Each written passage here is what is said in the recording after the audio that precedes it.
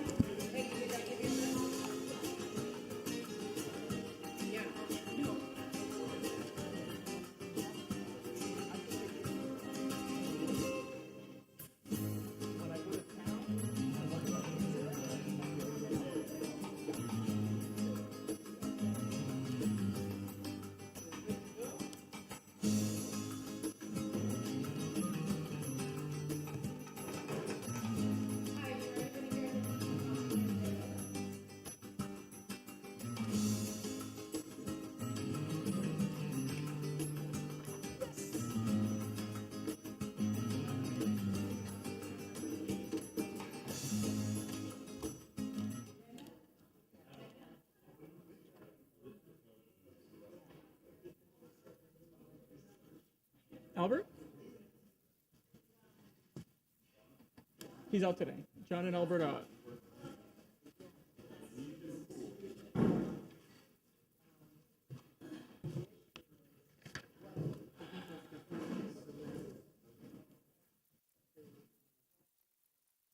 Yeah,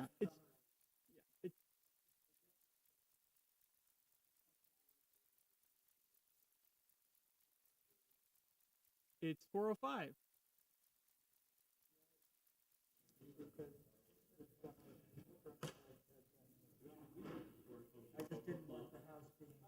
And yeah, if my comment to yours was just to clarify.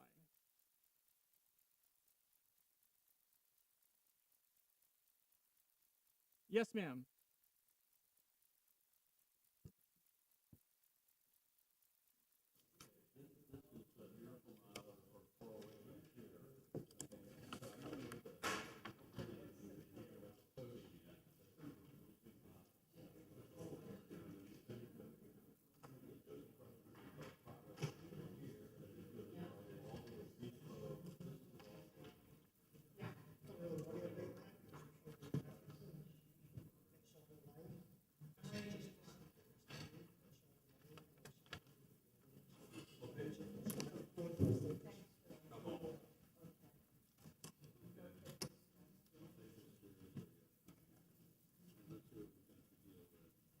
Okay, folks. All right, everybody, we're going to get started. All right, folks, we're about to get started. Recording in progress. Good afternoon. Welcome to the regularly scheduled meeting of the City of Coral Gables Historic Preservation Board. We are residents of Coral Gables and are charged with the preservation and protection of historic or architecturally worthy buildings, structures, sites, neighborhoods, and artifacts which impart a distinct historical heritage of the city. The board is comprised of 9 members, 7 of whom are appointed by the commission, 1 by the city manager, and the 9th is selected by the board and confirmed by the commission. 5 members of the board constitute a quorum, and 5 affirmative votes are necessary for the adoption of any motion. Any person who acts as a lobbyist pursuant to the City of Coral Gables Ordinance Number 2006-11 must register with the city clerk prior to engaging in lobbying activities or presentations before city staff, boards, committees, and/or the city commission. A copy of the ordinance is available in the office of the city clerk. Failure to register and provide proof of registration shall prohibit your ability to present to the Historic Preservation Board and applications under consideration this afternoon. Lobbyist is defined as an individual, corporation, partnership, or other legal entity employed or retained, whether paid or not, by a principal who seeks to encourage the approval, disapproval, adoption, repeal, passage, defeat, or modifications of A, any ordinance, resolution, action, or decision of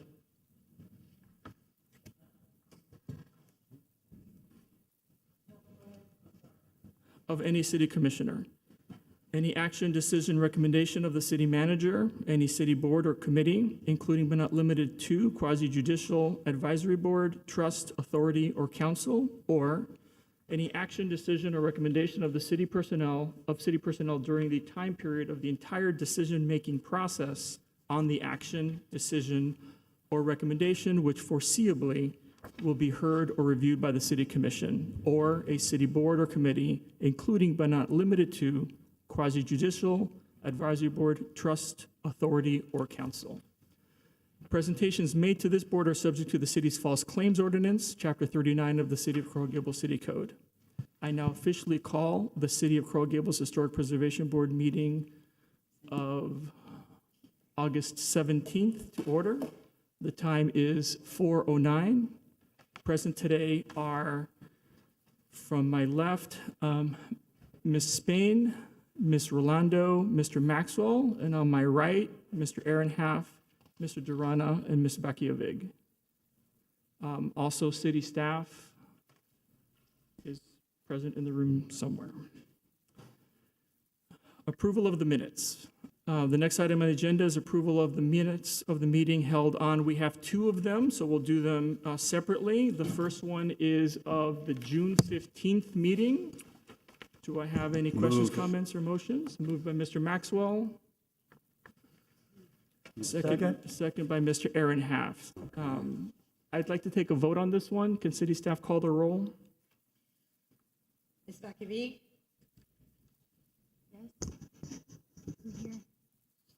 Ms. Bakivi? Minutes. I wasn't here last time. Does it? The city attorney says that we can vote yes, right? Yes. That is correct. Turn on your mic, please. It's not on. It's on. Hello? Okay. Yes. Ms. Rolando? Yes. Mr. Durana? Yes. Mr. Maxwell? Yes. Ms. Spain? Yes. Mr. Aaron Half? Yes. Mr. Garcia Pons? I was also not here, but yes.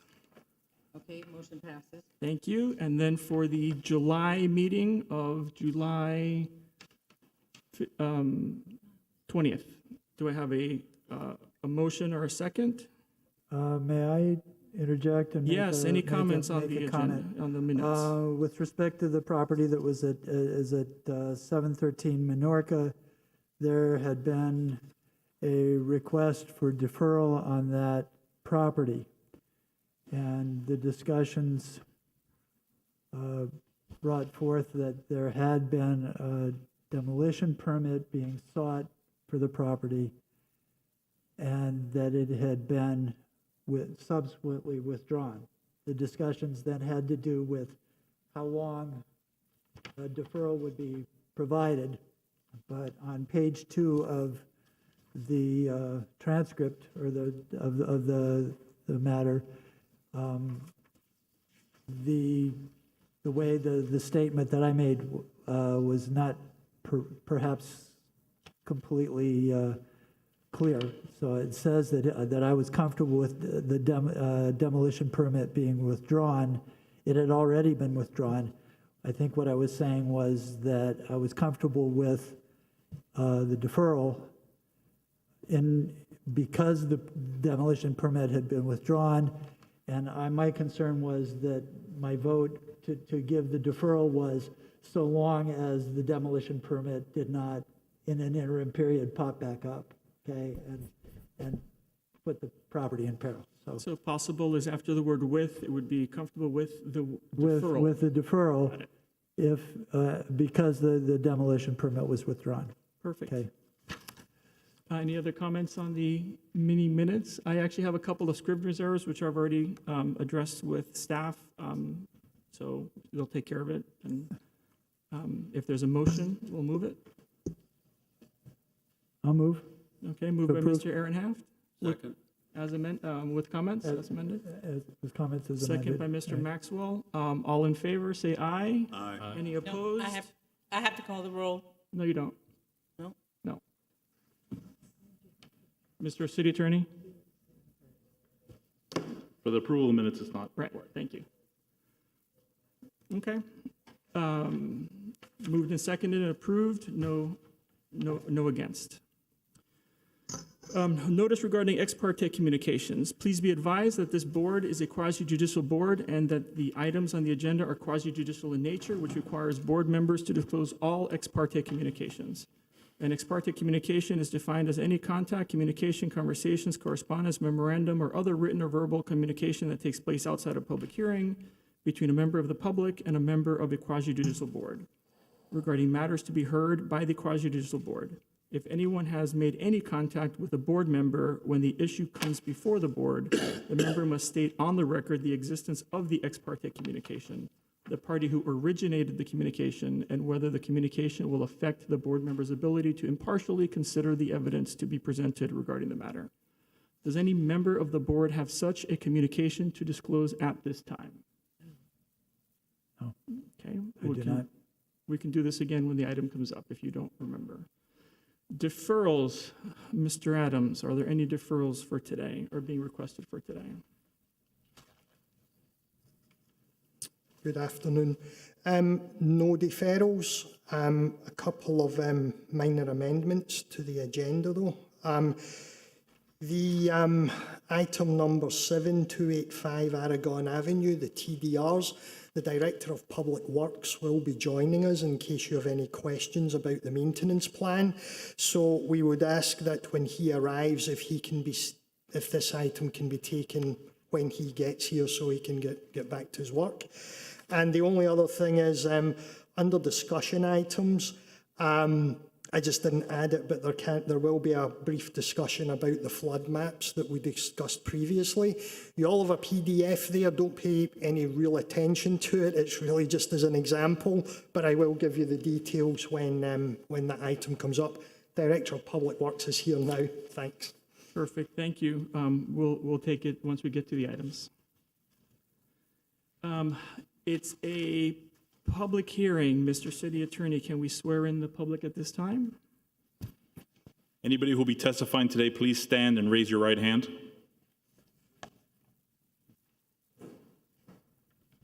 You swear the testimony you will give today will be the truth and nothing but the truth? Thank you.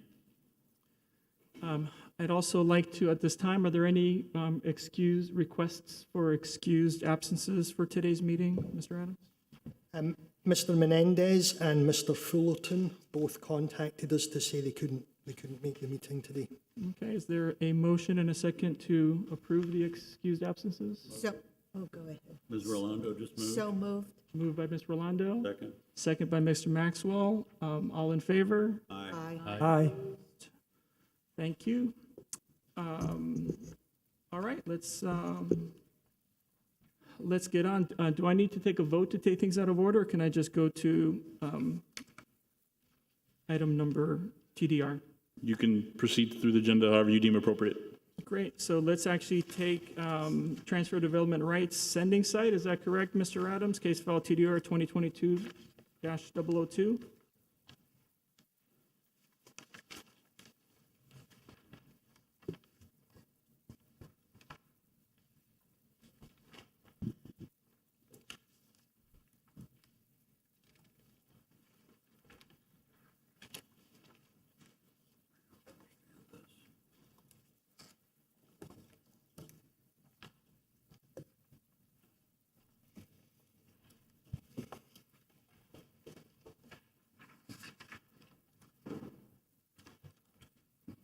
Is that the right, one, Mr. Adams? 285 Aragon Avenue. Yeah. Okay, let me read it into the record. Case file TDR 2022-002, consideration of the transfer of development rights for the property at 285 Aragon Avenue, a local historic landmark and listed on the National Register of Historic Places, legally described as lots 1 through 4 and 42 through 48, inclusive, and 20 feet alley lying between Block 34, Coral Gables Section K, as recorded in Plat Book 8, at page 35 of the Public Records of Miami-Dade County, Florida. The application requests approval of a maintenance plan, authorization for the transfer of the unused development rights, and the issuance of certificates of transfer. The Historic Preservation Board reviews the maintenance preservation plan pursuant to section 14-204.4 of the zoning code. Mr. Adams. The application requests approval of the maintenance plan, authorization for the transfer of unused development rights, and the issuance of certificates of transfer for the property at 285 Aragon Avenue. It's a local historic landmark and listed on the National Register of Historic Places. It's located on the northeast corner of Aragon Avenue and Salcedo Street, and the request is to transfer 71,136 square feet of development rights. The old police and fire station, as I said, is a historic structure noted for its craftsmanship, design and detailing. On January the 19th, 2006, the board reviewed an application for a special COA for additions and improvements to the building. By 2011, over $6 million had been spent on restoring and adding to this structure. The museum is operated by the Coral Gables Museum Corp under an agreement for its operation with the city. Under this agreement, CGM is responsible for maintaining the facility in a neat and attractive manner in good repairing condition. The operator is responsible for painting, cleaning, as well as plumbing repairs for the restrooms. The city is responsible for exterior walls, doors, windows, structural elements, plumbing, electrical and HVAC systems, along with the courtyards, plazas, floors, alarm systems and roof. The roof is currently being repaired at a cost of approximately $488,000. The funds obtained from the sale of the TDRs will be placed into a new historic building fund. This fund will be used to undertake repairs to city-owned historic sites, including, but not limited to, the old police and fire station. The Public Works Department has submitted a maintenance preservation plan, which includes existing conditions, proposed corrective actions, a maintenance schedule, and estimated costs. There's some photos here which show some of the repairs that are included, the cleaning and parging of the exterior walls, repairs to the sculptures, repairs to windows to stop water ingress, and there's a photograph showing the current repairs being undertaken to the roof. So there are 71,136 square feet available, and that is what is being requested to transfer. So the preservation staff recommends approval of the maintenance preservation plan and approval of the issuance of the certificates of transfer. And the Director of Public Works is here if you have any questions. Thank you. Would the Director of Public Works wish to make a presentation or speak at all?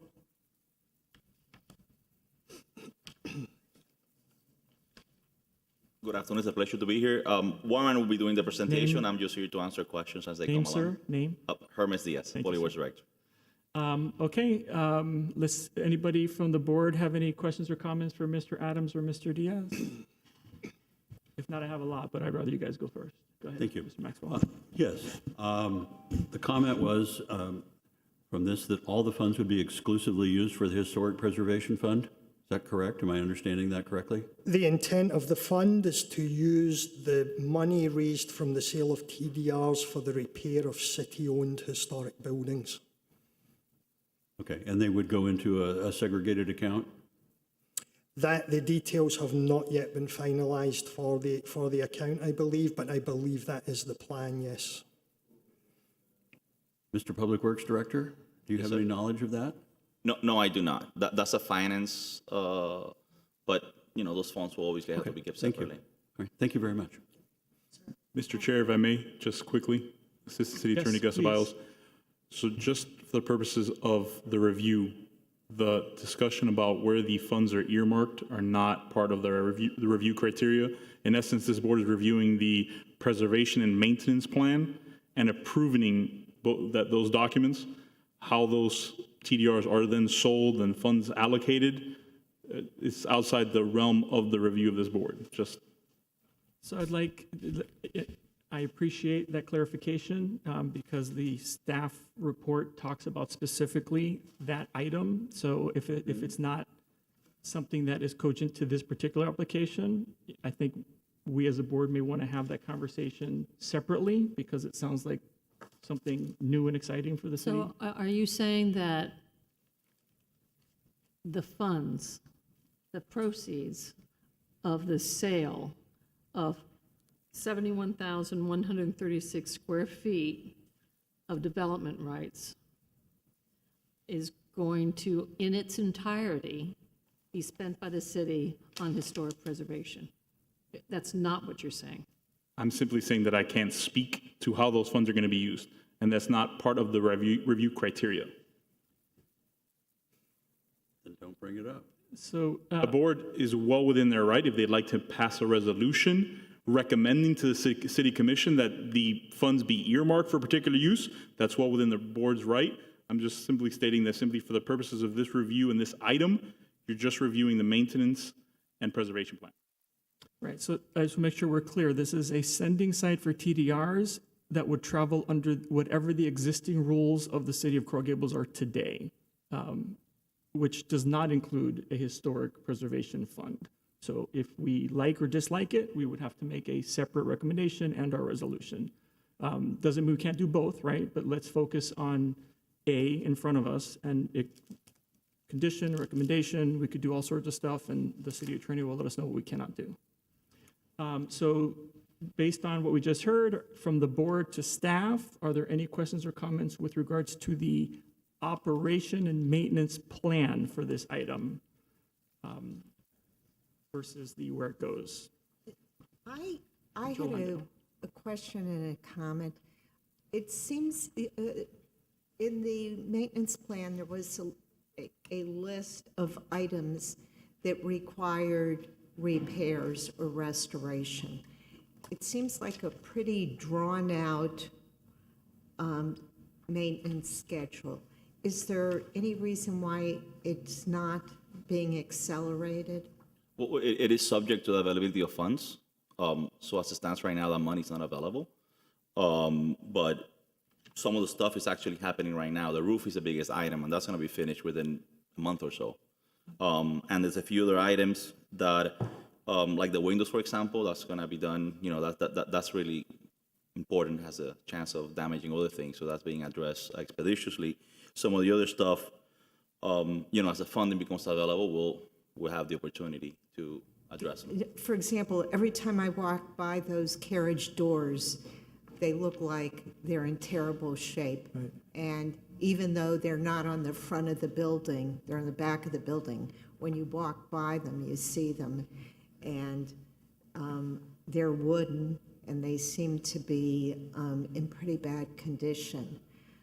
And, you know, that my comment is there's some of this work that's stretched out to fiscal year 2025. That seems, and are you saying the work is being done as the funds come in, or? So right now, we don't, you know, the funding availability is not there. So we don't really have the ability to do all this work as quickly as we would like to. So as these funds become available, we definitely will be looking at that schedule. So the city anticipates that it will put up for sale these credits. Has the city sold other credits? No, Not that I'm aware of. Okay, so this is the first one? as far as I know. I believe so. Okay. Mr. Adams, as far as you know? As far as I know, this is the first one, yes. Thank you. Okay, so I think it's pretty important then what we decide or recommend sets a precedent, or at least could establish best practices going forward. Okay.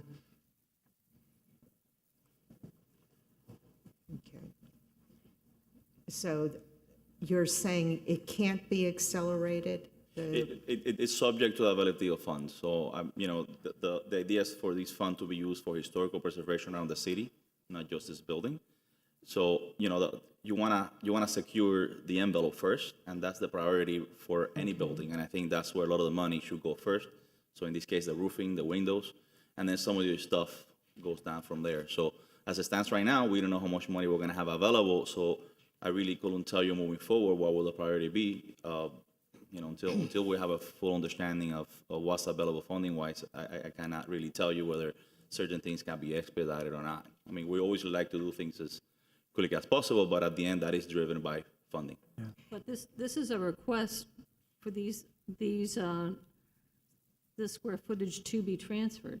Correct. So it appears as if there's a place to transfer it to. Right. Well, I can speak to So that, then, the funds will be available. presumably. Yes. Only Okay. after there's- And then, in the future, if not all of the funds are used for this property, which it probably will be because the property's a mess. I mean, it's leaking like a sieve and has been for years. But let's just say there's funds left over.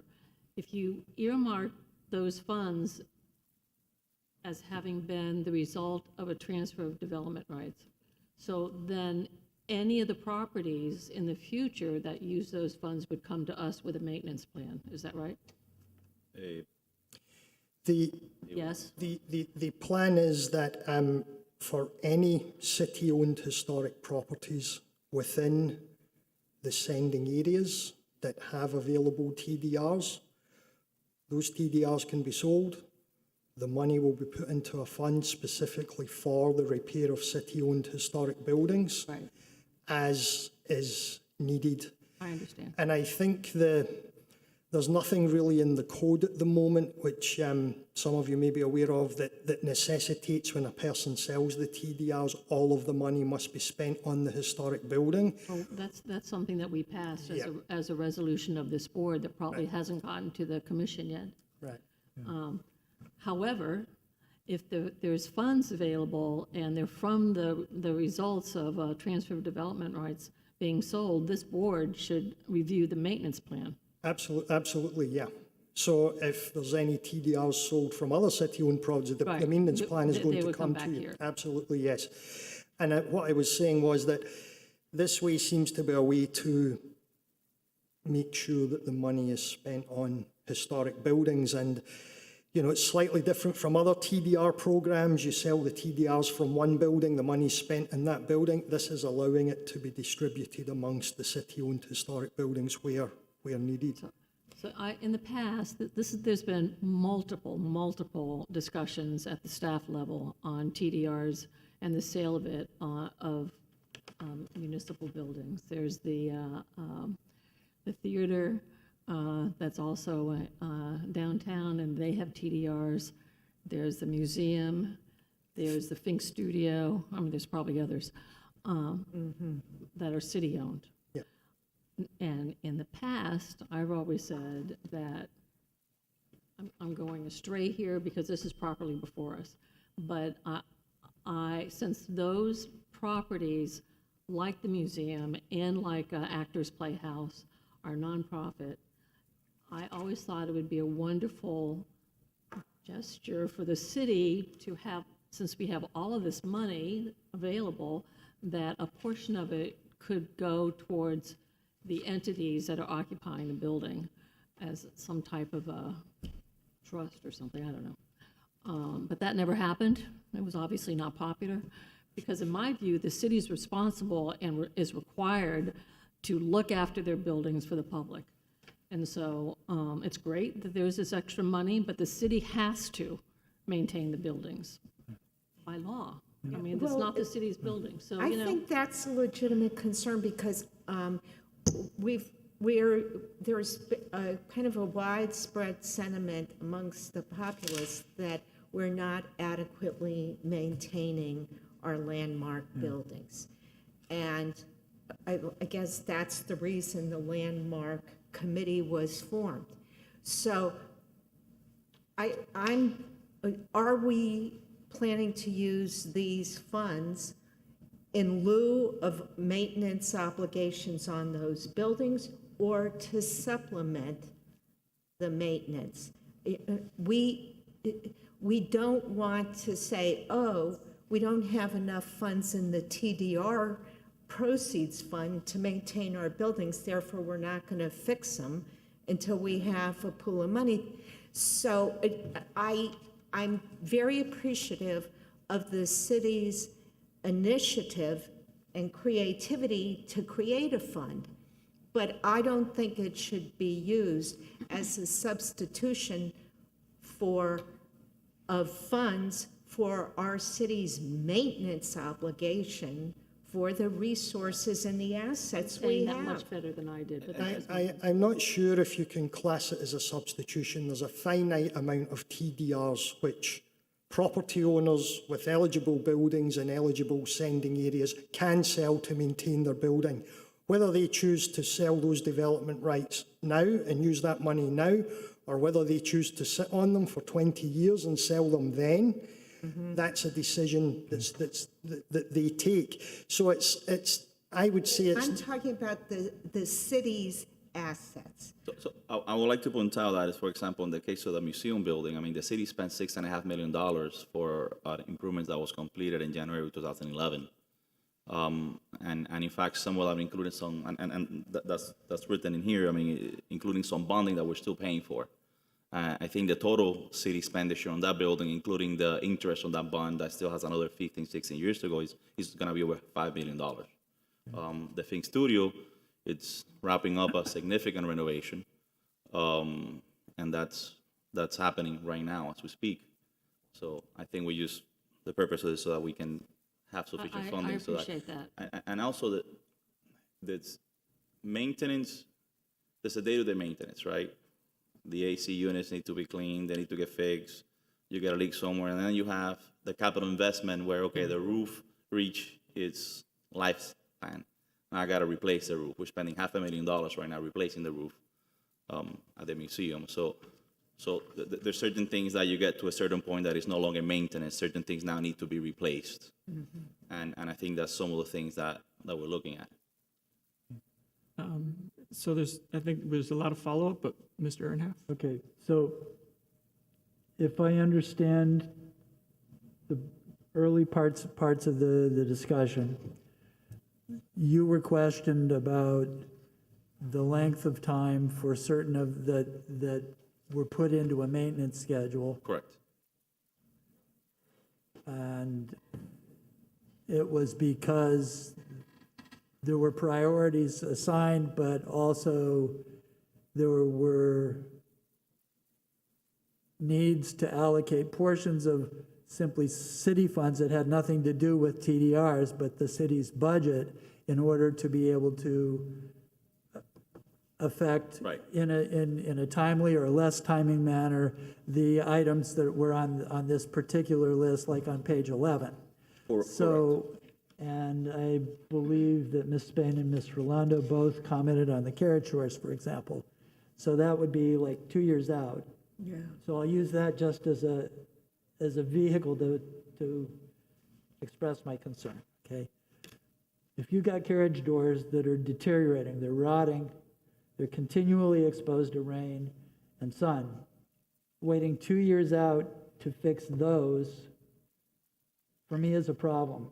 I don't know whether then it's just a recommendation at this point that the boards express its concern, that they try to dig out funds someplace else or shift things. But if a large amount of money is coming from the sale of TDRs from this particular property, I think it would be good if I want help fashioning a motion, and maybe somebody else makes it, but I would like to see the funds that come from a TDR from a historic city-owned building to perhaps first be dedicated to maintenance of that property. And if the volume of funds that are generated are so large that they would far exceed the needs of that building, where staff and engineers and your department working together determine it, then whatever is excessive, I think a reasonable motion from this board, not necessarily from me, might then recommend that those funds go into a pot that is segregated, not into general city funds that then just get commingled and it gets all mushy, so that they could be used for other city-owned historic properties. That's what I would like to see. It's a very inarticulate statement, but if somebody could help tighten it up, I would like to see a motion that. Okay, well, we have sort of two Mr. things. Maxwell. We have two things here, I think. We need to approve, we need to look at approving the the request in front of us. And then I would recommend to the board that after we review everything else, we take this up for discussion and make those particular moments in, which will give us a few moments to think about it, and then let all these kind people, have their day. Sure. Could we do something like that? I'm not sure if we can do that yet, because I think the motion might require additional recommendation requirements from the board, but Okay. before we do that, is there any, Ms. Bakovic, did you have something? I just wanted to Bruce's point, I remember, Warren, you brought to us some time ago this, a plan about making TDRs, giving people an incentive to sell their TDRs for, 2.5 times the value that they're, 2.5 times the square footage, I think it was. That has not moved any further forward. No, I understand, just wanted to revisit it because I think the intent there is to incentivize, a property owner to sell their TDRs and to put back in, I think it was like 90% of those funds back into that particular I think the property. vote was 100. 100, okay. I was shocked that was the vote, but that was the Right, vote. right, that was an extreme, but still, I think what you were speaking to and what Peggy and what what Donna's saying is in the same spirit. It's like, whatever these proceeds should first and foremost go to this property. So I think And it's. I'm fearful that it won't. I'm just Right. telling you, I know that in the past, when I was in Warren's position, and they did 5-year capital improvement plans, they would set aside a certain amount of money for a certain building for that upcoming year. Right. And I would go out for grants in Tallahassee, and thinking that I would be augmenting it, and like they'd have $500,000 for a building, and I'd go out for a $250,000 grant, then we'd have $750,000. No. So, It would just replace the money that they had set aside, so they still just had the 500,000. I mean, and that's perfectly legal, but it was not my intent for the fund, and so I'm just letting you guys know. so the city is before us today, and there's a couple things, right? We have the TDR program that we've discussed, always has been before with the private developer. So this is different because this is a public property, so there's a difference. The two votes that are being requested of us today are the approval of the maintenance preservation plan, under which I think we can address Ms. Rolando and Mr. Earnhardt's concerns about the timing of projects, right? It clearly is a maintenance schedule, and we approve the maintenance plan. So if we have any specific recommendations on the maintenance schedule, we should do that as part of that vote. And we can make the recommendation as part of it. It is for us to make a recommendation. So that is 100% there. I think the other one with regards to how it's to be used, I know the board has talked about it a lot over the years, maybe part of the second approval, which has to do with the certificates of transfer and how those 71,000 square feet, more or less, are to be transferred. And I think we can make recommendations as part of that motion, and I'm sure the city attorney will correct us if we're doing anything astray. I did want to make one comment, though, that, I think the city's making an effort to find funds to address the problems that are known. And they're not shirking their responsibility or understanding of their responsibility to do the work. Now, we can argue, and again, there's a whole landmarks committee that are talking about how to do this better, and I hope they weigh in as well. Quick math on what's in here is it's plus or minus $1 million and change of improvements that are in this report. I don't know what the TDRs are worth, maybe twice as much. So if that is true, maybe something that Mr. Earnhardt mentioned is somehow part of the second motion, that we address the concerns that are in the report first, and then maybe the other ones go someplace else. I'm not making that motion, somebody else would make it, but I think we have two opportunities on the two votes today to make our recommendations to the city commission and the city staff. And I do have a letter of support here whenever you're ready. You have a Please, copy. well, of it. actually, wait, I just, before we do that, does anybody have any questions for staff? I think we've talked it through. I'm happy to talk through it more, but I want to make sure that we understand from staff. I have a quick question. Ms. On Becky the Vig. maintenance plan, are these listed in order of to do, Priority? priority? No, no, Just, okay. no, not necessarily. Okay. If you see there's a timeline and a column on the cost, so no, they're not. If you look at the Not in maintenance priority. schedule, the second to the right column, on page 11, it has the dates, which is the one that Ms. Rolando was Right. referring to. Right. Oh, okay. On page 11, 11 and 12. 11, 12. yeah. I mean, part of the answer to that question is if they put 2024 on an item, then it does not have immediate priority because funds could not be found and allocated to that. But one would look, I think, at the urgency of work to prevent further deterioration. I'll give it to Ms. Rolando, but again, we vote on the operations and maintenance plan. Right. It is our vote. Of course. I have a question for Mr. Ruiz. In the event that the funds become available sooner through the sale of the TDRs, can this work be accelerated? I think that's certainly a possibility, but we'll have to look at the program in totality, since that funding is going to go into a fund for multiple city properties. The question is, what is more important, that specific item or maybe something else in this building, for example. And I'm just throwing out hypotheticals, but, that's kind of like the conversation that will have to happen once we know, because at this point, we don't even know how much money we're going to get from this. So, we don't want to be making plans about money that we don't really have at the moment. So this is something that it needs to happen, and this is a schedule of what we think it could be made happen with the funding that we have available right now. If more funding were to become available in the future, I think it's something that these timelines could be reconsidered, but it will have to be looked at in a more global fashion. So, Mr. Diaz, what you're saying is, when the funds become available, they're not necessarily going to be used for the items on this maintenance schedule.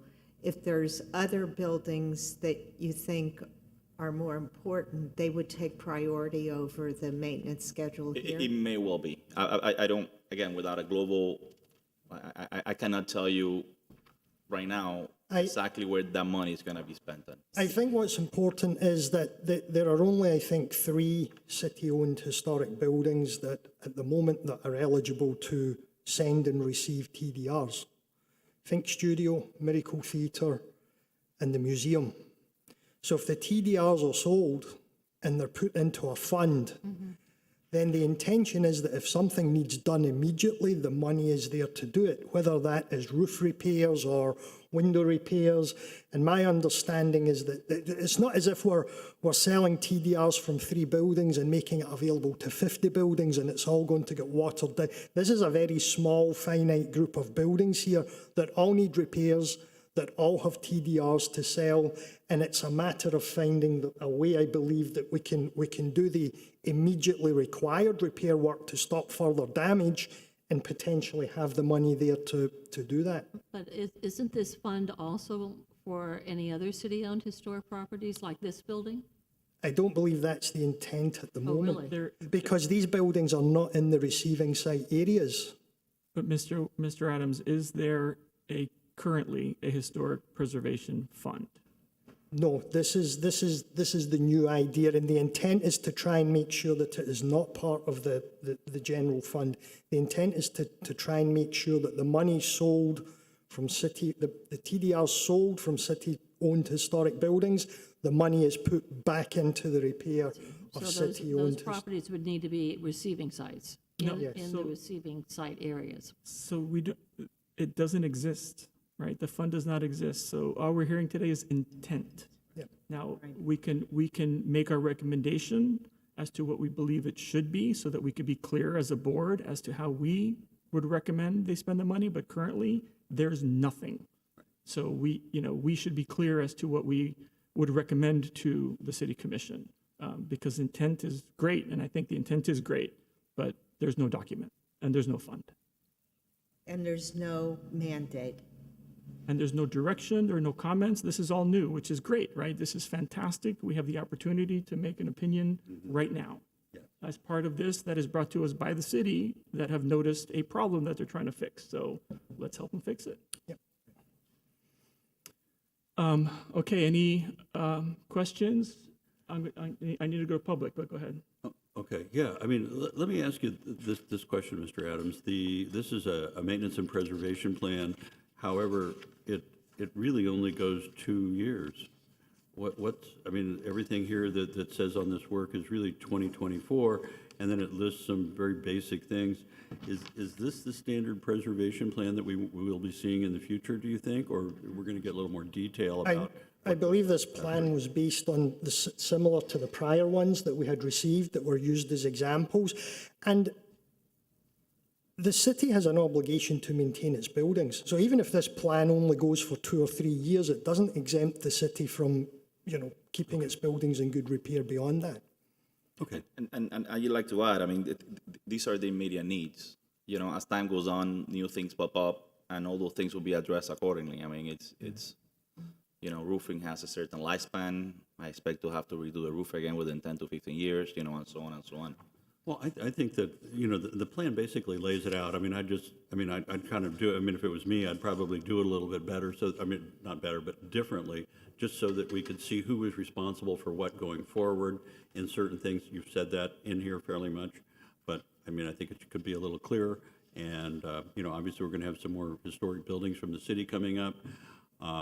I would recommend if we can kind of look at this and maybe take a little longer term approach to it so that we can talk about, you know, in the future, how things, you know, who's going to maintain stuff in the future and that kind of thing, so that it truly is a preservation plan, you know, going forward past just a couple of years. It's just a recommendation and food for thought. Thank you, Mr. Maxwell. I'm going to take a break and take a moment to hear public comment on this item. Is there anybody interested in speaking in favor of this item from in the room or elsewhere? Is anybody interested in speaking in opposition to this item, either in the room or elsewhere? Okay, I'm going to close the public hearing, bring it back to the board. Again, I think we've been asked to do two things by city staff. A is the approval of the maintenance preservation plan, which we can make recommendations on timing and other things. And B, the approval of the transfer, which we can start talking about our recommendations on how that happens. So I will be very happy to entertain a motion. We Mr. do have Adams. the letter of support. Oh, I'm sorry, yes, please. In You fact, all have a copy. Do you need it read into the record, or have you all had a chance to read it? It's from Actually, the Historic Preservation Association of Coral Gables, from Corelia Martinez Carbonell, President. I would actually like this one read into the record, if you don't mind, sir. Okay. On behalf of the Historic Preservation Association of Coral Gables, please accept this letter in support of the Historic Preservation staff recommendation of the Coral Gables Museum Maintenance Preservation Plan.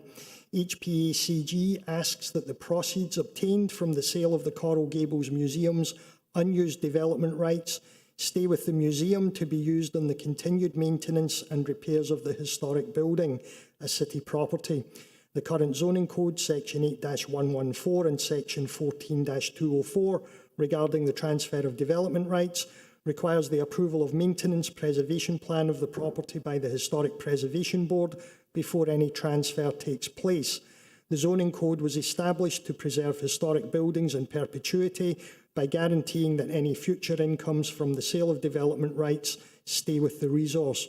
The creation of a new historic building fund must abide by the current zoning code, section 8-114 and section 14-204, where he requests that a regular maintenance plan is developed and the proceeds from the sale of the unused development rights of the museum be earmarked for the implementation of said maintenance plan. Respectfully submitted, Corelia Carbonell, President, Historic Preservation Association of Coral Gables. Thank you, Mr. Adams. Back to the board. Is anybody interested in having more discussion or making a motion on, let's pick the first item first, the maintenance and preservation plan? I'd like to move approval of the preservation plan with some additives. Let's do it. I would like to recommend to the city or ask that future preservation plans cover a period of a minimum of 10 years so that we know how this is going to be preserved for the next 10 years. And we lay out responsible parties and actions that will need to be addressed in the 10 years, and then perhaps a forecast of what would need to be done afterwards. So 10 years, work that needs to be done, responsible parties, and then thereafter a forecast on future preservation. Okay. Ms. This is Rolando? open to amendment.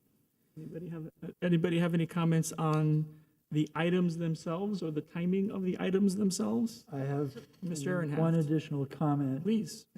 that can bridge on Michael's comments. Appropriately, for example, item 4 on the list on page 11, the sculptures where rebar is exposed, et cetera. it says restoration by a conservationist, but I would think, based on past experience, that when you're talking about carefully washing the facade stones, that's not an appropriate consideration of everything. The facade of a building like that, for example, cannot be pressure cleaned. It takes conservation work by somebody of the stature of, or supervision by somebody like Rosa Loewinger, who knows, the biochemical contents of what's being used to treat and clean things. So, I think. I don't want to add, we don't pressure clean them. There's I a understand. spray and it's a light wash and, it's like a whole. So would you like to add somebody to the conservationist team, or how would you like to address that, maybe, Mr. Adams? Where the nature of the materials and structures that are going to be treated can be sensitive to what's done to them. I don't know whether the staff probably is already overwhelmed. Well, But could staff, I'm sorry. Public Works do normally reach out to us before they do anything. yeah, but to if the ask city how should- itself is Wait, doing we're it, all talking at once. Sorry, we're talking Please, over each Mr. other. Ehrenhalf, finish. so would staff be able to make recommendations with respect to certain kinds of items based on their nature? Yes, As to if they're going to clean, give them some input about how to do it? yes. Okay, that's my concern. Ms. So Bain. if staff would do that, I think that should be part of the motion, yes. So with prior so I'd offer- consultation with the historical resources staff. Yes, Elizabeth Guin is an expert in materials. That's what she did for the National Trust. okay. And as long as she's still with the city, we're set. Are you making a motion, Ms. Bain, I'd like to amend the motion to say to that. amend the motion? Yes, yes, Okay. sir. Pardon Any me, other just a discussion on that? Okay. quick question, clarification. I thought Mr. Maxwell made a motion. He did, but that Previous- was an amendment to that. it This hasn't would be been a- seconded. He's making the motion Hasn't right been now, and Ms. seconded. Spain is asking if he would like to make a friendly amendment to that motion. Because my understanding is that the current discussion was a modification to the maintenance plan, not. It is in the column 3 where it says proposed corrective But it's action. distinct from the No, motion that was previously made. It is not. No. It is the approval of the maintenance and preservation plan, which includes not only the schedule, it includes the actions. Aren't we I'd just like to- basically trying to frame the motion right now? Yes, so Draft the let me- motion. why does the so city it's attorney- a little fluid. I just want to make sure that the record is clear, because if I heard correctly, Mr. Maxwell's motion was moving forward the type of maintenance plans that you would like staff to prepare, not specifically this one. So, thank you. So it seems like a motion independent of this item was made, and now I think we may be muddying the water by talking about specifics on this particular item. So, So if Ms. you'd like to finish one motion, take a vote, and then move with the next item. So, Mr. City Attorney is correct, and I made that note myself, right? The motion was approval of the maintenance preservation plan with that as an amendment, which I don't think is the appropriate place for that amendment. You're right. But I'm letting the board give me their opinions so that we can go back and correct the motion. Okay. Thank you, sir. So we have two amendments. The second one, which is with prior consultation with the Historic Resources staff, I would recommend that it would be to all proposed corrective actions, not just that one, but, okay, open. Any other amendments to the motion to maintain the maintenance and preservation plan? Again, if even the timing is up for conversation. Ms. Rolando. Would the board consider a request that the schedule be accelerated to the extent funds are available? That is a recommendation. Would the mover accept that motion? Yes. The mover needs to say it out loud. The The mover mover and maker. accepts. So it is to accelerate projects as funds become available. I would like a quick clarification. The first one, Yes, So ma'am. this work is being completed, is to be completed this summer. Is that underway? Yes. So it will be completed? Oh, absolutely. Okay, so then, It's happening right now. okay. So So technically, we can take off $500,000 from this I potential I TDR. suspect the city might be seeking reimbursement. Again, there is From the no funds? historic preservation I know. fund, so that is, I think we need to address that in the next motion, please. Any other additional recommendations or amendments to the stabilization maintenance plan or the maintenance preservation plan? Again, okay, clear. Now, can I go back to Mr. Maxwell? I believe that your first amendment, the city attorney is correct, is more about how staff should have projects going forward and not about this plan. Exactly. So can we remove that amendment from this motion? We may. And we'll But address it. shouldn't it we'll address apply it to thi- separately. Oh, okay. We're going to do two. Okay, so now we have the motion clarification. We have a motion to approve the maintenance preservation plan with two conditions, with prior consultation with the historic resources staff, and for the staff, for the city to accelerate projects as funds become available. Are those what we understand? Is there a second to that motion? Second. It was made by Mr. Maxwell, second by Ms. Rolando. Any further discussion? Let's call the roll. Okay. Ms. Rolando, Yes. Mr. Aaron Half, Yes. Mr. Maxwell, Yes. Ms. Spain, Yes. Mr. Durana, Yes. Ms. Bakivig, Yes. Mr. Garcia Pond. Yes. Motion passes. Great, that's one of two. Now we have the other item, which is the issuance of the certificate of transfer. Does the board have any questions or comments for staff, or would like to have further conversation about that one?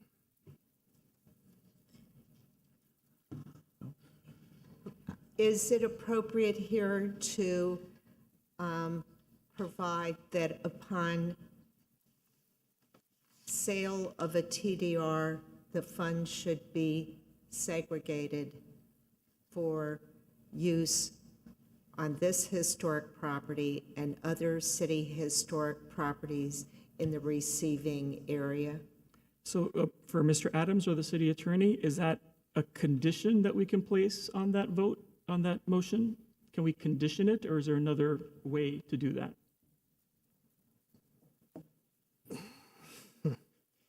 So typically, the way that the code is currently written, the only thing the board is reviewing is the maintenance plan. Then why do we need a second vote? The transfer is something that is taken on by the historic preservation officer. In this particular case, if it's being presented for the board's vote, I think that would probably be better placed in a independent recommendation to the city commission. That, I believe, is the best way to do it. Mr. Adams? I would agree, yes. Yeah, with any other recommendations that you feel would be appropriate. So bring it back to the board. City staff has made a recommendation. How does the board feel about that? Because I don't know how I feel about it, so. So Mr. Chair, the recommendation then of the staff would be simply to approve the transfer at this time, and anything else that we're doing comes with the second, with an additional A separate resolution. resolution. That's my understanding? That's the request from city staff. Which is merely a recommendation, not a condition to the sale. Okay, I will entertain a motion for the second item with or without conditions or comments.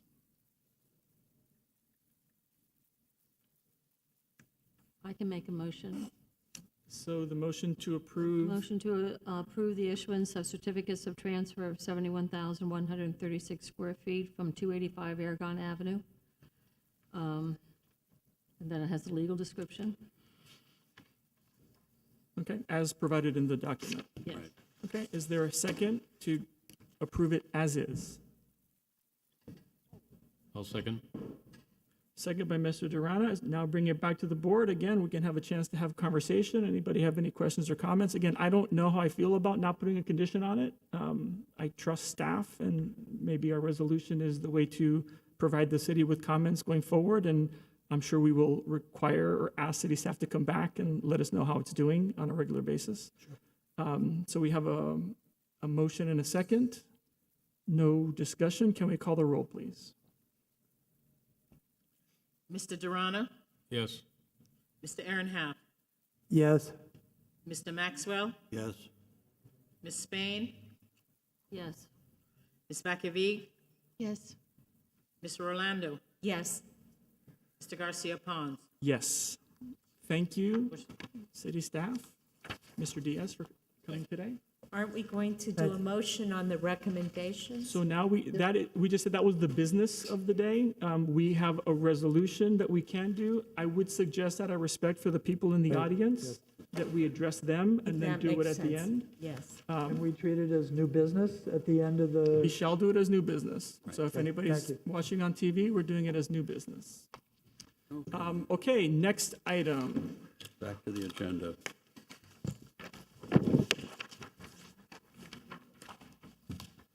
First item of the day, it's a special certificate of appropriateness. This is case file COA SP 2022-018, an application for the issuance of a special certificate of appropriateness for the property at 6312 Riviera Drive, a local historic landmark, legally described as lots 8 through 11 and part of undug, I don't know what WW means, LYG, ADJ, thereto, block 257, Coral Gables Riviera, section part 11, according to the plat thereof, as recorded in Plat Book 28 at page 23 of the Public Records of Miami-Dade County, Florida. The applicant is requesting design approval for an addition to the existing boathouse. Mr. Maxwell, Mr. Adams. The applicant is requesting design approval for an addition to an existing boathouse. The structure was built in 1938, known as Coral Cove, designed by Paste and Stewart in the Mediterranean Revival style. It's undergone 2 additions, both designed by William E. Toomey Sr. in 1953, an extension to the south side of the house for a swimming pool, which culminated in a boathouse at the far end that opened onto the waterway. And in 1954, a west wing addition. The property retains a high level of historic integrity, designated as a local landmark in January of 2013. The application requests design approval for the addition to one of the 2 existing boathouses on the property. This is the boathouse freestanding to the east of the existing residence, which was built in 1953. Although it's not clear from the submitted plans, it appears that the tiled roof portion of the boathouse is to be demolished and rebuilt and then extended to the north. The proposed addition consists of 2 floor levels, one of which is below ground, so the addition presents as a 1-story structure. The upper level consists of a full bathroom and 2 half baths, stair hall, open boathouse space and fish cleaning station with closet.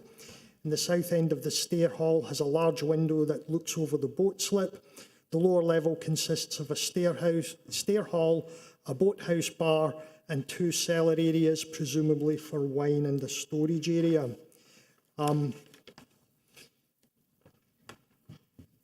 Although not clear in the plans, it appears that a portion of the existing boathouse is intended to be demolished. If the footprint remains the same and the roofline, staff requests that the existing boathouse walls remain and the addition placed to the north of the existing. The small bump out on the west facade may be removed. Staff also requests further differentiation be made to distinguish between the old and the new, such as recessing the addition off the corner of the existing structure or introducing a stucco scoreline between the old and new. The stucco moulding at the eaves should also be differentiated. Staff would like clarification as to why the roof pitches are different on the higher and lower roof sections of the addition, and there are a number of conditions there, and staff is recommending approval with the conditions noted. Thank you.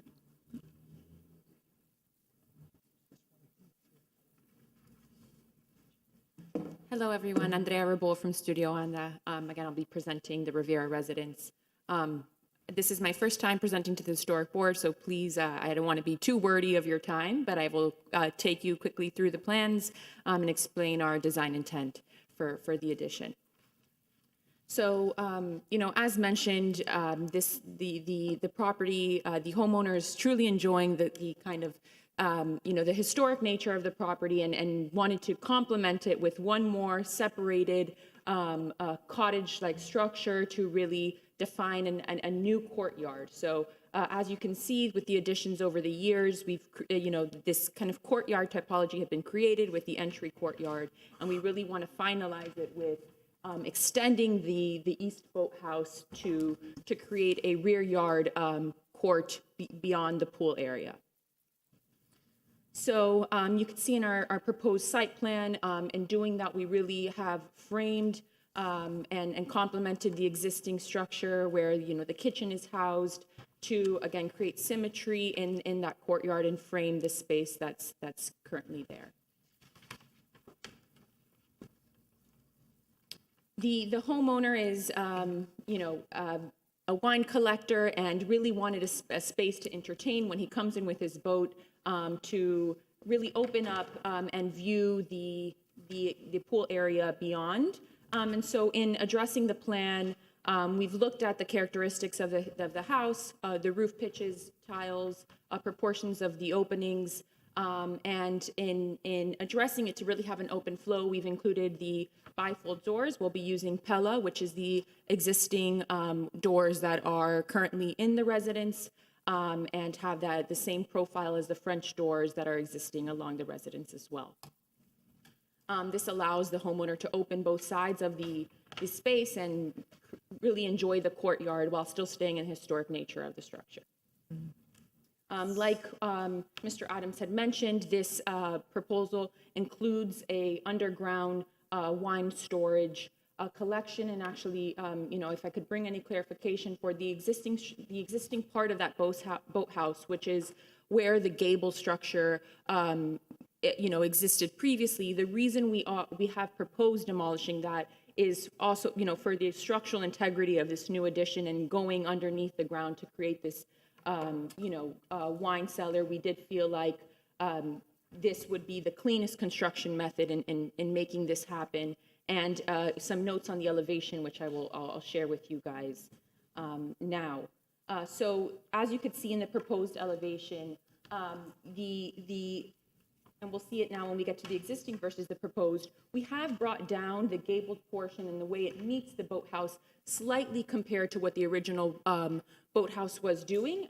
The reason being, I'm going to click to the existing versus proposed for a second. Hopefully I can make my way back here.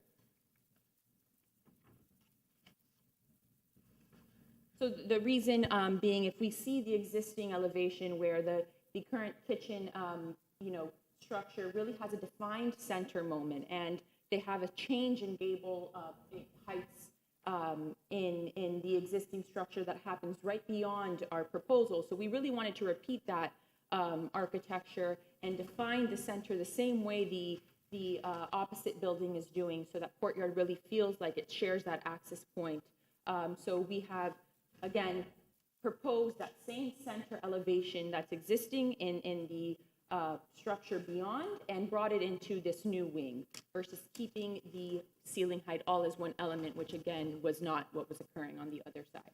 So although it is an existing condition, we felt it would marry better with what the house was doing opposite of our proposal.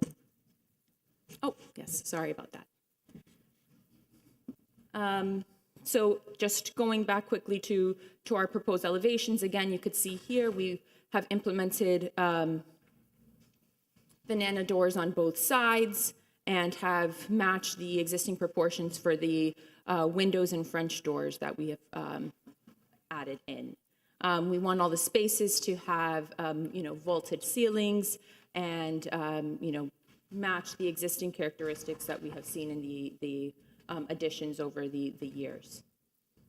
As for the roof pitches, we saw some discrepancies in the drawings and the images that we had received, and so that was actually something we were resolving But we did confirm on site with the contractors that, in fact, those pitches are exactly the same, and we will go ahead and correct that as recommended on the report.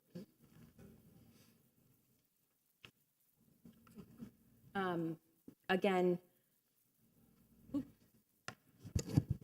think I lost control here, but again, the footprint itself truly is to define that rear courtyard and keep all of the existing heights, mirroring the cottage structure that houses the kitchen and pantry areas beyond. Please let me know if you have any questions. Thank you very much. Mr. Adams, anything else? Nope. Any questions from the board to staff or the applicant? Any compliments want to be given to the applicant? I'm sure that the city staff had several conditions, so I don't know if anybody wants to address those. Does the applicant have any issues with the conditions proposed by the city? No, not at all. I think the score line would be the best approach with our plan in achieving that recommendation. And we had planned on using clear gas and the double barrel tiles, so we have no issues with any of the recommendations. The only suggestion I would make, just because it's come to us before, when you guys start construction, is make sure your windows, your muttons, the high profile, like the double barrel tile, like if you're in doubt, like set up a meeting with Warren. He'll come out to the site. He'll meet with you guys. He'll look at the product. Because we've had other applicants that have come in after the fact, after they've built the house, asking for forgiveness, and and we don't want to be the bad guys, but it's clearly stated on this like what they want. So just make sure, in doubt, just verify with Warren, and they'll go out and check it. Perfect. Great. Definitely Those will are do that. conditions 1, 2, and 3. Yes. All right, let me open it up for public comment. Does anybody wish to speak in favor of this case? Does anybody wish to speak in opposition to this case? No. All right, closing public comment, bring it back to the board. Happy to entertain a motion. I have a quick comment. Yes, please. There used to be on the water side, there used to be a beautiful mural painted on the inside of that boathouse. I don't know, maybe this is when you got involved or prior to this owner, but I don't know if that mural was part of like the historic. So it's actually the opposite boathouse of the one that we're working on, and they have preserved it, which is really quite beautiful. The homeowner actually has all his pamphlets, and original owner came and shared with them, so it has been preserved over years. No, but there was one that got painted over. There was the one on the west boathouse. There was a beautiful mural, and it got painted over. The boathouse does currently still have the mural in place on the west boathouse. Okay, No, the one that we are working on does not have any historic murals placed. okay, because that's the west one, the one you're working on, the west one. The east one, she's working on the east one. East On one is page the one 4? she's working Yeah. on. Correct. And the west one still has the mural? It does, yeah. Are you sure? I'm quite positive. Then I don't know, excuse my comment, because I thought it was painted over. They do still have it there, and the homeowner It's like with the actually is really big appreciative of it. fish, a big blue fish. Correct, and they actually have all the historic pamphlets of the significance of the Thank piece. God, okay. Yes. I don't know what happened, I saw it and I didn't see the fish, so I was like, they painted it.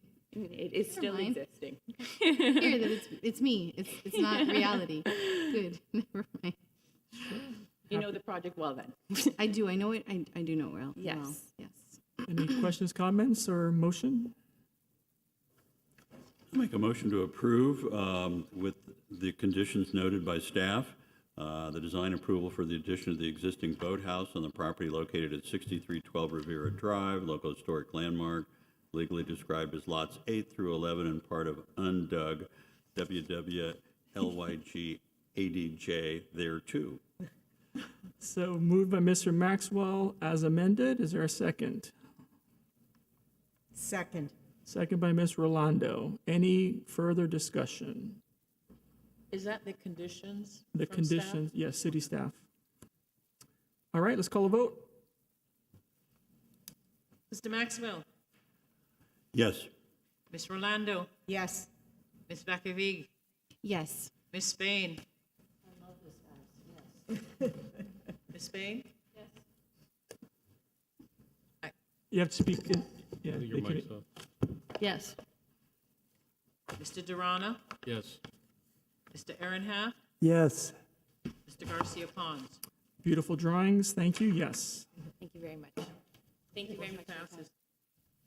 Motion passes unanimously. Thank you. No, we also, don't we need also the certificate of appropriateness?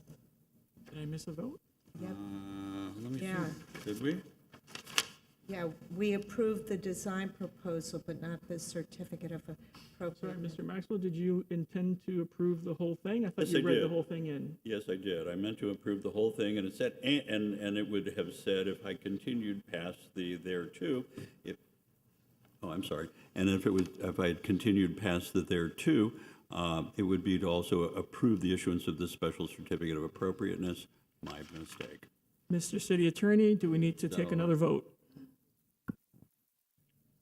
So was there an amendment to the motion or just a clarification? Clarification. I would get simply a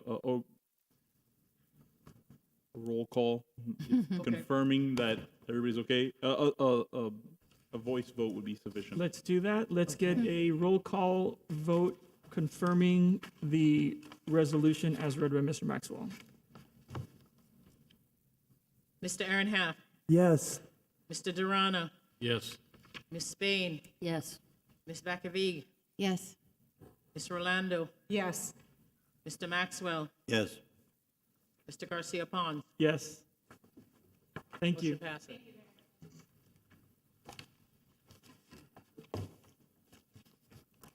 Mr. Adams. The next item is case file COA SP 2022-019, an application for the issuance of a special certificate of appropriateness for the property at 1717 Madrid Street, a contributing resource within the Obispo Avenue Historic District, legally described as Lot 32, Block 2, Coral Gables, Section E, according to the plat thereof, as recorded in Plat Book 8 at page 13 of the Public Records of Miami-Dade County, Florida.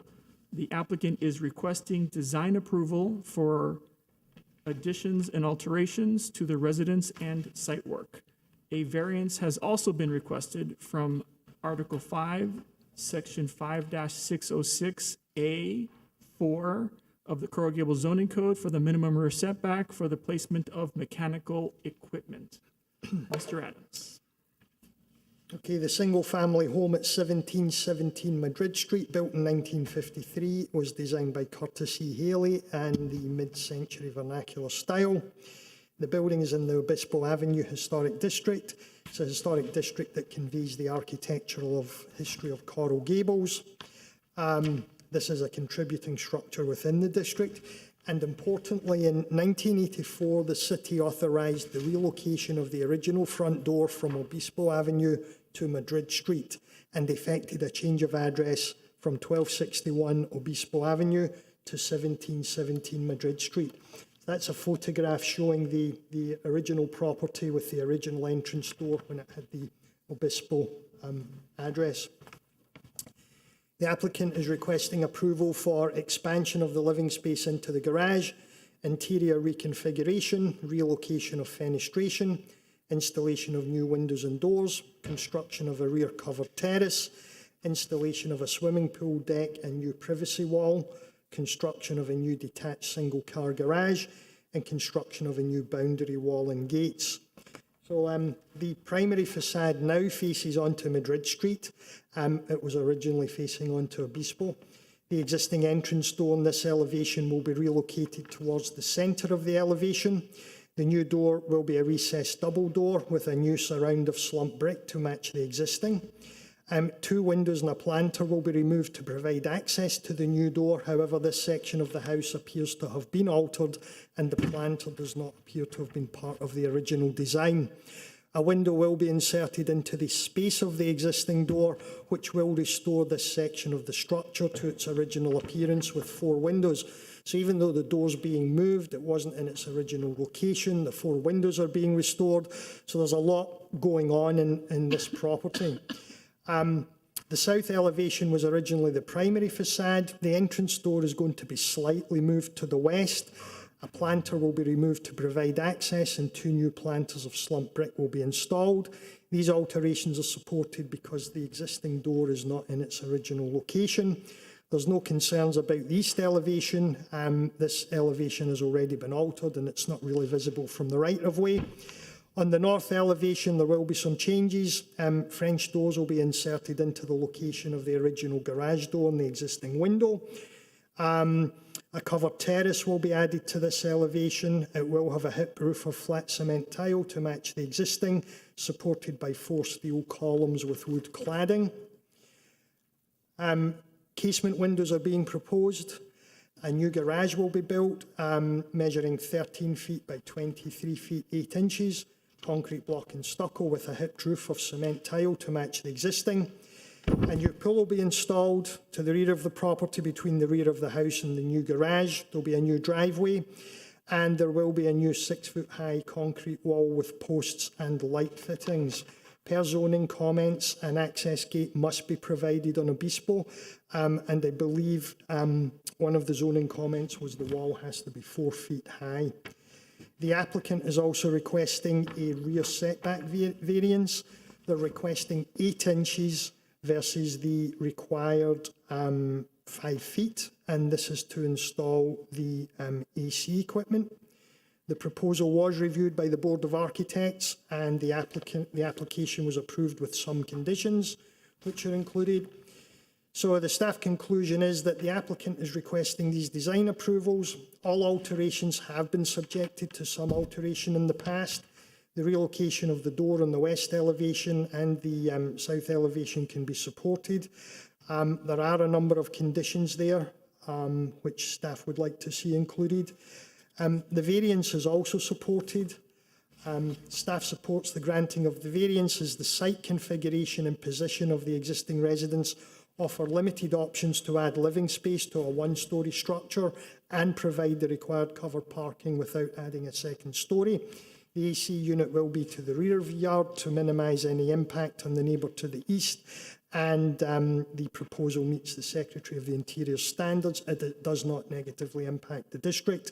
Therefore, the recommendation is to approve with conditions, and a motion to approve the variance to allow the proposed mechanical equipment to have a rear setback of approximately 0 feet 8 inches versus 5 feet. And I would say the applicant has worked at length with staff on this project, and they are here to present their case. And I do have one letter of support when you're ready. Can you say who it's from, Warren? It's a letter of support from Ms. Villamil? Yes. Thank you. Good afternoon. Mr. Chair, members of the board, my name is Robert Fine with Greenberg Chorig, and offices at 333 Southeast 2nd Avenue in Miami. Here today representing Adam Waterman and Deborah Lynn Kosh, who are the owners of the residence at 1717 Madrid Street. I'd like to first start by thanking Mr. Adams and his staff for the amount of time they put in to do a really comprehensive professional report and recommendation, and as he mentioned, giving my client's architects all the time she needed so that they could really come up with what we believe is a very nice product. I'm here today with Jennifer Salmon from Miami Architectural Studio, who is the architect of the house. The residence is located at 1717 Madrid Street in the Obispo Avenue Historic District. As mentioned, the applicants are seeking design approval and it's in the form of a special certificate of appropriateness for additions and alterations to the residence and its site. And in addition, we are seeking variance from section 5-606A4 of the Gables zoning code. A big factor in what we're doing has to do with the fact that the front door was relocated in 1984 from Obispo to Madrid Street. And I think the best thing to do at the moment is to hand you over to Jennifer, who will take you through the house and the design and the rationale behind it, and then afterwards, I'll talk a little bit about the variances, staff conditions, and things like that. Perfect, thank you. Thank you.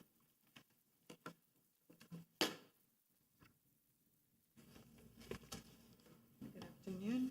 Jennifer Salman with Miami can- Architectural Studio. Better? Yes, thank you. Great.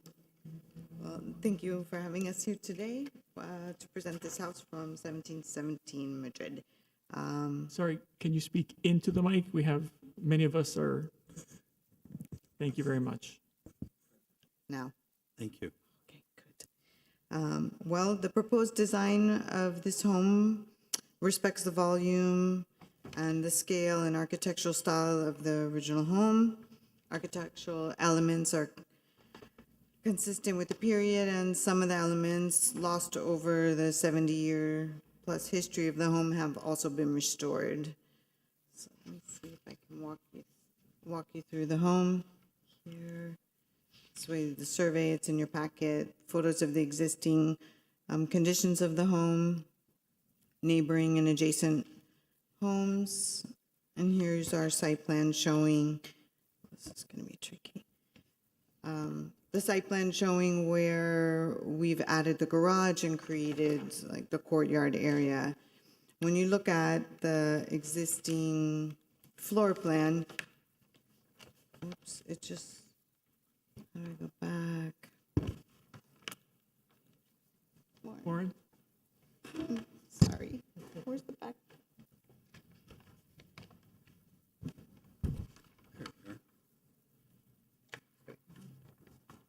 This one for back? Forward and back. Okay, got it. So as you can see from the floor plan, the layout really doesn't quite work with the homeowner's needs. It has, since it's on a corner lot, there's not a lot of privacy. The only private space or the large area for the yard is to the north, and it's blocked by the garage and the bedrooms. So, and on the front, it's also been converted to a bedroom and a master bath on the Obispo side. So you really have no way to get to any private space on your yard. So we've shifted the entrance into the middle of the Madrid Street side, created a courtyard, and used the garage as a buffer on the north side. So if we go back here. So sort of as an overview, you can see here the garage and the interior courtyard private space and the rest of the home. Oops. Courtyard patio space. We've tried to touch as little of the materials as possible. The existing roof tile will remain and we'll match it on the cover tears that's being added in the garage. The windows have all basically remained in place, especially on the Madrid Street side. So those windows are obviously new and replaced, but the openings are where they were originally located. Sorry, let me go forward.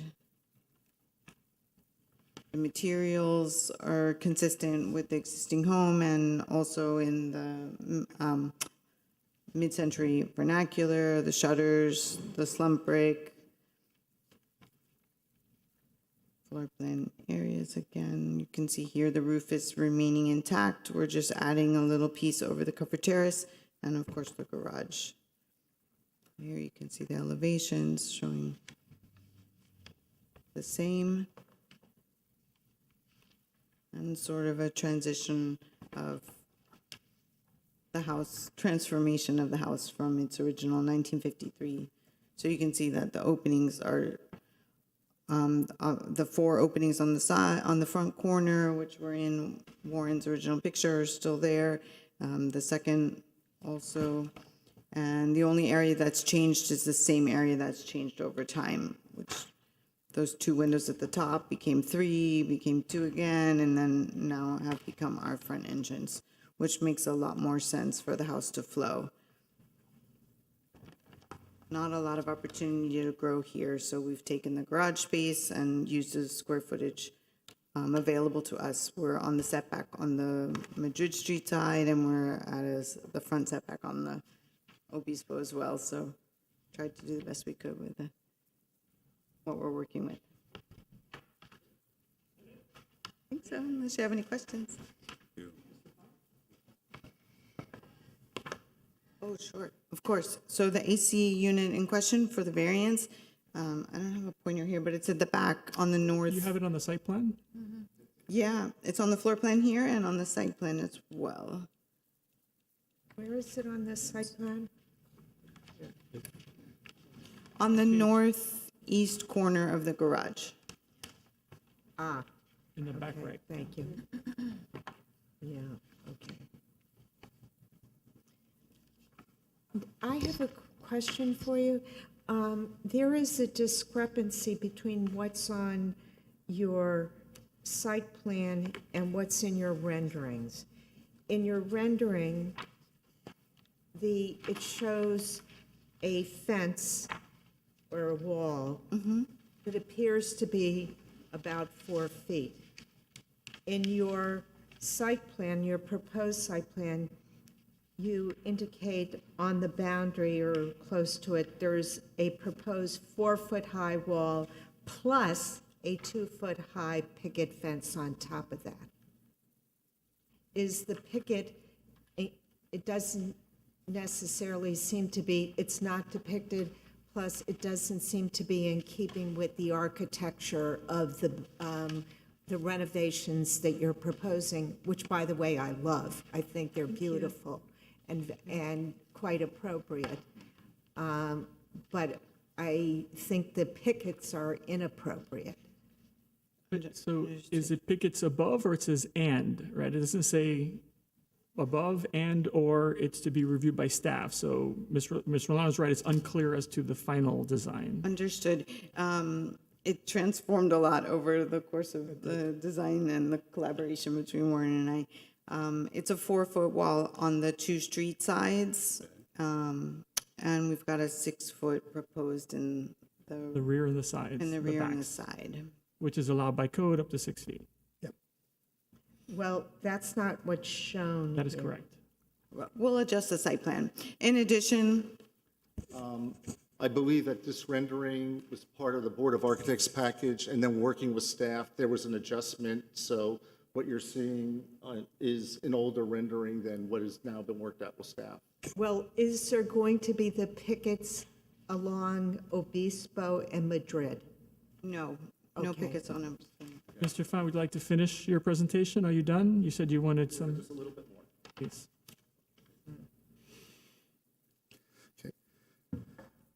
As Jennifer's presentation and the staff report confirm, the proposed project meets the criteria for a certificate of appropriateness in that it does not adversely affect the historic, architectural, or aesthetic character of the subject property or its relationship to the neighborhood, nearby subject properties as such. Regarding variances, normally if I was doing variances and there was any opposition, I'd go through all the criteria in detail. I don't think we have that here, so the Mr. staff Adams? recommendation has opined that we meet the criteria for that. So if somebody were to come in public comments and raise an issue, I'd like the opportunity to sort of rebut that, but without that, I don't think we need to do that. And then the staff conditions. We are fine with all the staff conditions except for one. And the one is, but the wall, fence, and gate heights shall be reduced to 4 feet. For all fences, walls, we have no problem with that except along the east property line. There are conditions and times in the zoning code that apply here that could go higher than 4 feet. And I think this is something that we can work out with staff, but we just don't want an order with the condition saying all walls to 4 feet, which would preclude us doing that. So if you could limit condition 4 to the walls except along the east property line and the rest to work out with staff, we'd appreciate that. Perfect. Thank you. Does that conclude the presentation? And that concludes my presentation. Thank you All very right, much. bring it to the board. Does the board have any questions for staff or the applicant? I have just a quick question about the AC. Have you talked to the neighbors adjacent that are on Obispo? And the one the only one that's going to be On the east side. affected? I don't believe that contact's been made with the neighbors on the east. The They certainly north, received the notice on the. I'm sure they did. Yeah, and it was Mr. Adams. recommended that they reach out to the neighbours as well as notification, so Okay. that was Because it's recommended. basically going in the same location. It's just closer to the property line, but it's. A little back there closer now. to the property line. Okay, I love the plans. The house will live entirely differently. It's beautiful. It's really beautiful. Thank you. Mr. Earnhardt?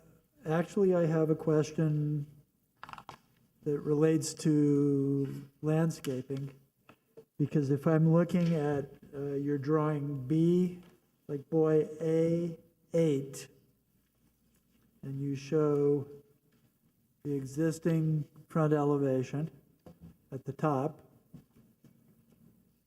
I'll wait until you get there.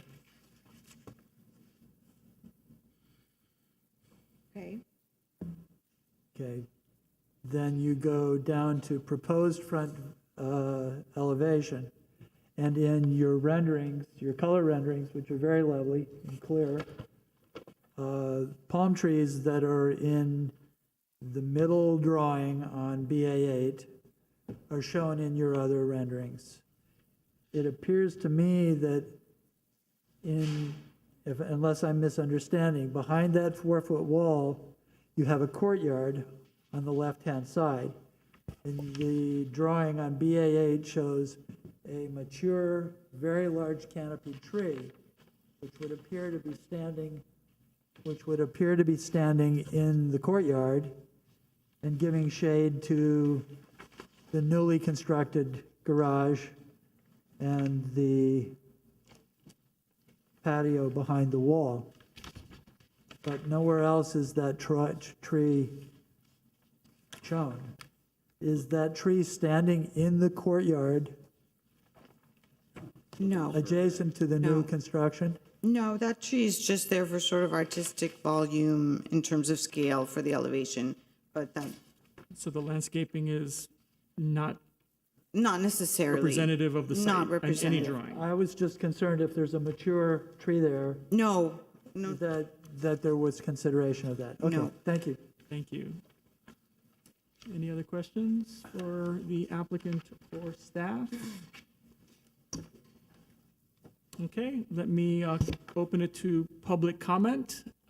Is anybody here in favor, wish to speak in favor of this case?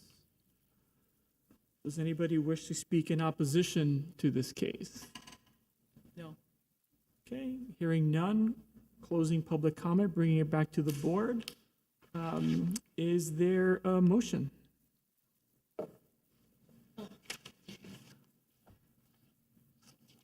I'll move to approve with the conditions provided.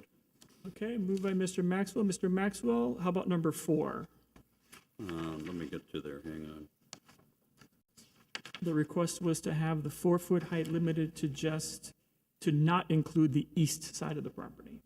Yes, and on number 4, the wall, fence, and gate height shall be reduced to 4 feet with the exception of the east side of the property. That is correct, and that would, do we want to limit it to 6 feet? Is that acceptable? Yes. Very good. Yeah, and Okay, that's a motion. Is there a second? A second. I'll give it to Ms. Rolando since I heard her first. no, go ahead, Alicia can have it. It's okay. Okay. And does the motion include both the design proposal and the issuance of a special certificate of appropriateness? Thank you, Ms. Rolando. We'll take them as 2 separate votes. So the first one is the approve of conditions for the improvements with those staff recommendations. We have a motion and a second. Can we call the roll, please? I'm sorry, Mr. what? Maxwell, Yes. Mrs. Rolando, Yes. Ms. Spain, Yes. Ms. Vacaville, Yes. Mr. Durana, Yes. Mr. Ehrenhaft, Yes, Mr. Menendez, He's not here today. I'm sorry. Mr. Garcia Pons. Yes. I'm sorry. Thank you. We have now a second item. If it's going to be a motion in support, I would like it to be maybe the same people. Yes. Miss, can you make the motion, Mr. Maxwell? I'm sorry, are Okay, we- sorry, Alicia? Yeah, the design and the certificate of appropriateness, isn't that one and the same? I'm sorry, we're doing the variance now. Oh, Yeah, okay. The variance. Okay, never mind, I was confused. I thought somebody said. No, let's do the same people. It's easier for record keeping. All right, fine. Move to approve the variance as requested. Okay, so Any further specificity? as recorded in the yeah. application. Is Ms. Rolando, would you like to second it? Second. Okay, we have a motion and a second. Any discussion from the board? Let's call the roll. Ms. Spain? Yes. Mr. Durana? Yes. Ms. Vacaville? Yes, great project. Ms. Rolando? Yes. Mr. Aaronhout? Yes, Mr. Maxwell? Yes. Mr. Garcia Pons? Yes, thank you. Beautiful project, Mr. Fine, Ms. Salman. I hate to do this, but like, I believe when it came up in the first motion, it was regarding, motion did say just regarding the design and conditions and not the certificate. So I hate to ask for clarification for record, but I'd rather. Let's do it right now. Thank So, you. Mr. City Attorney, how do we clear this up? I would just reconsider the moving party, just reconsider that particular item and just re-vote for both items. Okay, let's just do that. Can we reconsider? Does the mover wish to reconsider the item? We'll reconsider. Okay, so do we need to vote on the reconsideration? Ideally, yes. Yes, so I'm sorry. Should we say we're moving to reconsider the motion to specifically include the certificate of appropriateness? Should we just reconsider both of them and do it again? I believe just reconsidering the first motion, which was just a design approval that didn't incorporate the special certificate of appropriateness, and then simply make another motion which would incorporate both items. Not the Thank you. variance. Understood. The Variance design has and already been COA. approved. Mr. Maxwell, Ms. Rolando, would you like to reconsider the Yes. first motion? Yes, Do we need to vote? Let's actually call a vote on that reconsideration, please. Okay. Ms. Vacaville? Yes? Ms. Rolando? Yes. Mr. Durana? Yes. Mr. Maxwell? Yes. Ms. Spain? Yes. Mr. Aaronhout? yes, Mr. Garcia Pons? Yes. Mr. Maxwell, would you like to restate the original, or the new motion? Like, just read that. I'm going to read and restate the new motion, yeah, okay. Excuse me, come back, okay. Motion to approve with the conditions noted above the design proposal for the additions and alterations to the residence and site work on the property located at 1717 Madrid Street, a contributing resource within the Obispo Avenue Historic District, legally described as Lot 32, Block 2, Coral Gables, Section E, according to the plat thereof, as recorded in Plat Book 8 at page 13 of the Public Records of Miami-Dade County, Florida, and approve the issuance of a special certificate of appropriateness with the conditions noted above and as amended. Which is number 4, which is allowing a 6-foot fence on the On east the east property side. line. Is there a second? Second. Second by Ms. Rolando. Any discussion from the board? Can we call a roll call vote, please? Okay, I need a clarification. Yes, ma'am. What we just called was the design approval. Certificate of We called, appropriateness. we had an initial vote that we reconsidered. Right. So we have nothing. We just called now the first item, which is the design approval and the certificate, the special certificate of appropriateness. He read it right off page 6 of the staff report. Okay, so we're calling it now. Yes, we're calling the roll now for the new vote. Okay. Mr. Aaronhout? yes, Mr. Ms. Bakovic, Yes. Mr. Orlando, Yes. Mr. Durana, Yes. Mr. Maxwell, Yes. Ms. Spain, Yes. Mr. Garcia Pons. Yes. Thank you, Mr. Fine. Guys, thank you.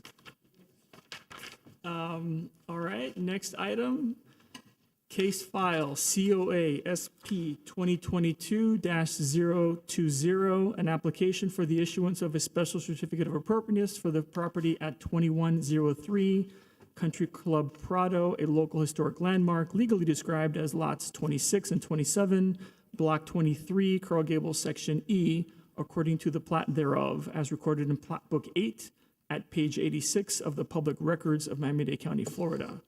The applicant is requesting design approval for the installation of an S-tile roof. Mr. Adams. Applicant is requesting design approval for an S-tile roof. The property is on the northeast corner of the intersection of Country Club Prado and South Greenway Drive. The single-family residence designed in the Mediterranean Revival style by architect Walter de Garmo. Property was designated as a local historic landmark in January 2003. Applicant is requesting a Spanish S clay roof tile, cocoa in colour. In June 2022, a permit application was submitted to replace the existing tile on the residence with a clay S tile. Before proceeding to the Board of Architects for review, Historic Resources and Cultural Arts Department staff did not approve the choice of tile, noting the tile must be a true barrel tile. The owner wishes to install an S tile. The last permit located for re-roofing the residence with an Altuza S tile was issued in 1996. The proposal was reviewed and disapproved administratively by Board of Architect staff on July 11th, 2022, with the following comments. The proposed tile Santa Fe clay Spanish S color cocoa. Consider two-piece cap and pan, which is in keeping with the architectural style of the building. Reconsider the colour of the tile. Suggest more traditional colours and matte finish. Resubmit for further review. The work proposed detracts from the integrity of the historic building, is inconsistent with the Secretary of the Interior standards. The residence was constructed in 1923-4 in the Mediterranean Revival style. Roofing material is considered one of the character-defining features of this style. The home originally had a two-piece barrel tile roof, which is the appropriate roof material for the local historic landmark. Preservation Department staff recommends a motion to deny the design approval and deny the issuance of the special certificate of appropriateness. And we do have a letter from the Historic Preservation Association of Coral Gables. In opposition. In opposition to the request. Thank you, Mr. Adams. Good afternoon, ladies and gentlemen. I'm the owner of the house, Juan Ramos, and thank you for your time today. Certainly have a lot of patience to hear all the different issues, and I realize that because I was once the chairperson of the Construction Regulation Board for Coral Gables for 11 years.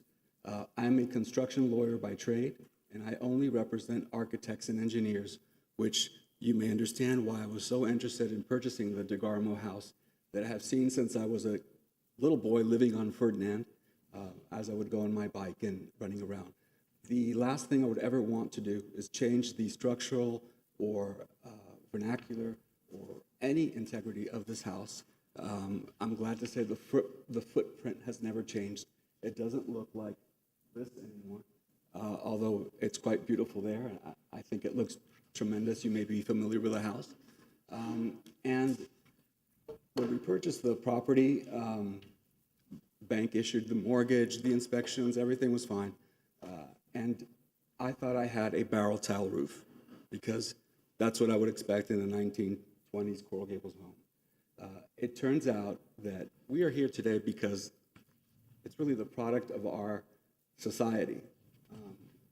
Our first year, we were insured with Citizens Insurance as a homeowner's policy, and everything was fine, and the price of the house was up there, so it wasn't like an inexpensive property or anything like that. Citizens, for whatever reason, they say they can't afford my house. So they canceled our insurance. So we went out insurance shopping, and the least expensive insurance company that we were able to get, my wife, who's in the back of the room, did all the work, was $30,000. So we're currently paying $30,000 in homeowners insurance. And the sole reason why that bill is so high is because it was determined that the property had a 26-year-old roof. Watertight, but it's 26 years old.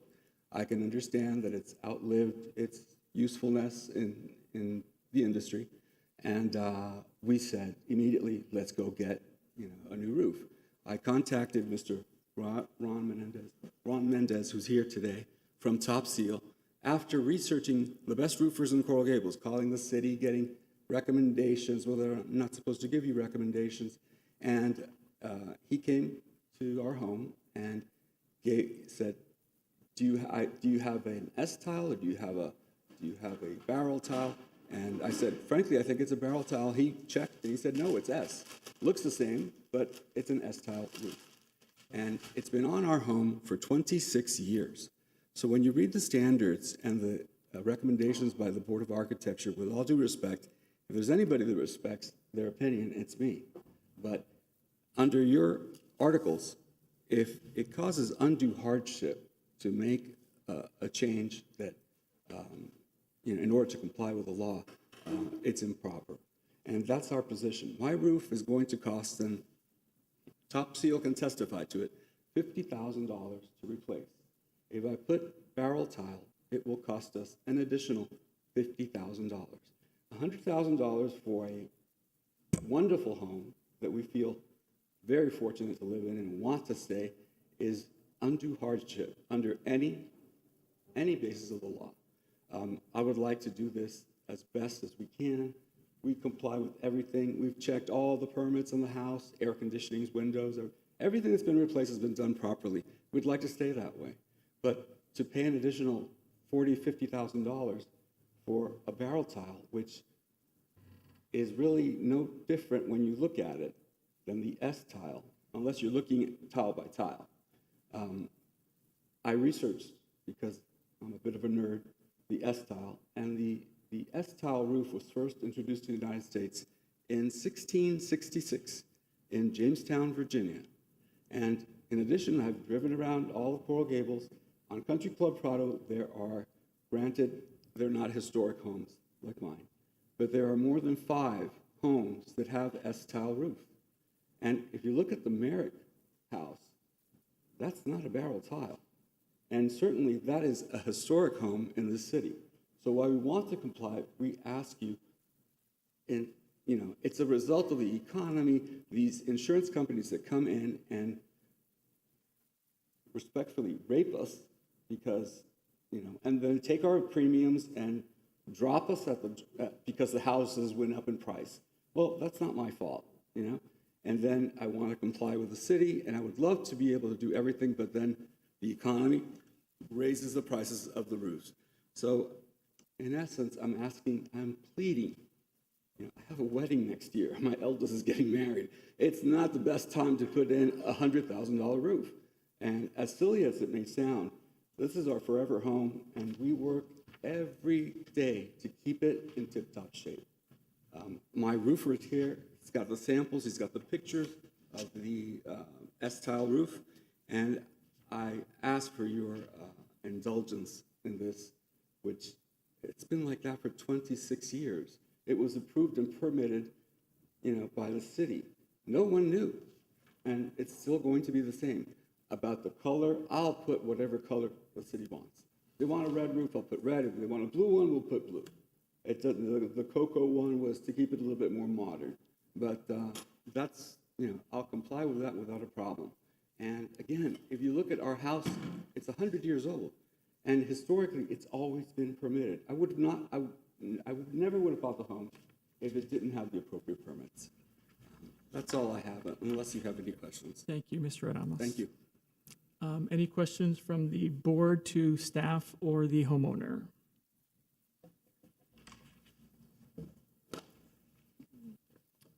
Okay, actually, let me open it for public comment. Does anybody wish to speak in favor of this case?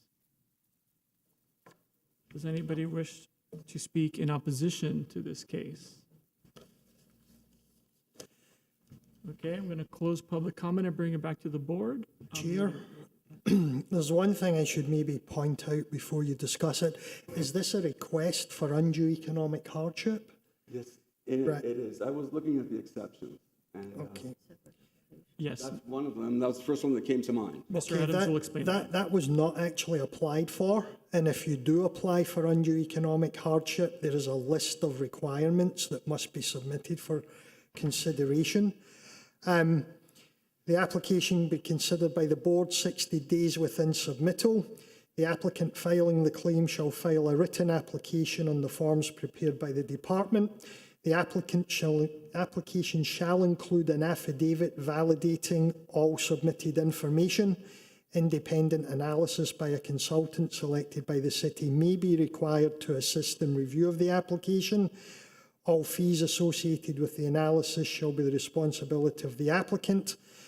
As a minimum, the applicant shall provide at time of application the following information, and there is a fairly extensive list of items that have to be submitted. So if this is a request for economic hardship, these are the requirements. Well, respectfully, I reviewed the entire article and case law and the board and the building codes and everything, and the city requirements. And as a lawyer, as soon as you find a written exception that qualifies, you can, assert that. I didn't know, and I didn't research it enough to have to assert all the 6 conditions. But irrespective of the price, it's ridiculous to make anyone pay so much more for an for a barrel tile versus an S tile. So, Mr. Adamas, if I may, just so we're clear as to what we're voting on today, what's before us is a request just to use the S tile, not including the hardship. Correct. That is not going to be under consideration by this board today. Understood. Is that correct, Mr. City Attorney? That is, I'm following what staff has stated, and that was not submitted. Okay, so Understood. if you wish to go under the hardship, you would, Have to reapply. and if we vote on it, you have restrictions as to what you can and cannot do. So if you would like to change the way that you're presenting the item, I think now would be the time, because once we take a vote, there are deadlines and timetables. Yes, I understand. And the whole reason why we're in such a hurry, we got the insurance in May, and by July, we submitted our application. And our insurance company, the new one, said if you put in a new roof, we can prorate.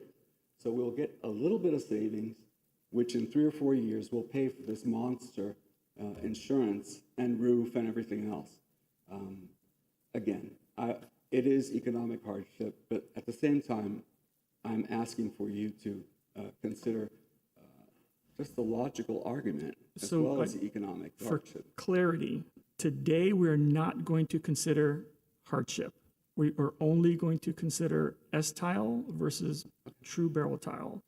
And once we vote, if we vote to deny, what are the time restrictions on the ability to come back with a hardship case, just so that Mr. Adamas is clear what this may happen after today, if the board chooses to not grant the appeal.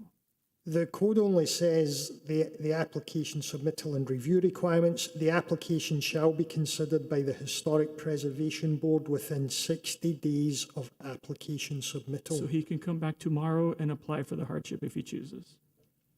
My understanding was there was a time frame. I just want to be My clear. only question is, does the hardship have to accompany the COA? Or can you have the COA denied and then come back and apply for a hardship? Or should the two go Great hand question in? for staff. Yeah, that's my question. It says, the code says, a claim of undue economic hardship may only be asserted in conjunction with an application to the Historic Resources Department with an application for a special certificate of appropriateness. My reading of that is the two of them should be hand in hand. I'm applying for this COA, and I want this application for economic hardship to be considered at the same time. So I just want to go the scenarios. If the board votes to approve, then it doesn't matter. If the board votes to deny, is there any restriction on the applicant coming back the next day with a new application with the hardship as part of it? Well, my reading is he would have to come back with an application for a COA for the same thing, which was just denied. I agree. So I don't believe an applicant can come back with a COA application for At the same. all, ever, or within a certain time period? Within a time period, I believe it's either a year or 18 months. And that's my understanding, is that there could be a delay of a year to 18 months if the board chooses to deny. Understood. And the board we are not able to take hardship into account today. Understood. Okay, just want to make it clear for what we can and cannot do and what you're asking for. All right, we're all clear. Although you could request the application be deferred. I'm trying to open the door as much as I can. No, I would prefer, I trust the board, and I want to comply with what the board wants us to do. First and foremost, and it's not your problem that we will have a $50,000 additional bill on top of a $50,000 bill to preserve our home and protect it and life and safety issues. Is it fair? It's not up for me to decide. Thank you, Mr. Ramos. Okay, bring it back to the board. Does anybody on the board have any questions for staff or the homeowner or the applicant? If I can. Please, Mr. The chair would Attorney. allow, just for clarification. So the applicant is aware you're waiving the ability to claim undue hardship, meaning if this board was to deny this application, your only step forward would be to appeal it. But you cannot then claim undue economic hardship. Is that understood? Well, it's understood, but I also have circuit court remedies. You could. As you well know from the recent case of. But you need to exhaust all your administrative remedies. Understood. Understood. So as long as you understand that if it is appealed to the city commission, that item cannot be considered. And I would not like to waste the board's time again. So I will go in one direction or another based on your ruling.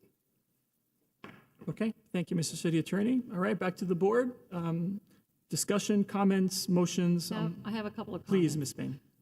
You mentioned the Merrick House, Coral Gables Merrick House, not having barrel tile. It never had barrel tile. That's a Ludovici tile, and it's very specific to the Merrick House, and that was what was originally on the house. So Thank you that's for your why. clarification. I appreciate it. I believe there is barrel tile on the outbuilding, but not in the main house. That's number one. And in 1996, when your roof was done, It wasn't a landmark yet.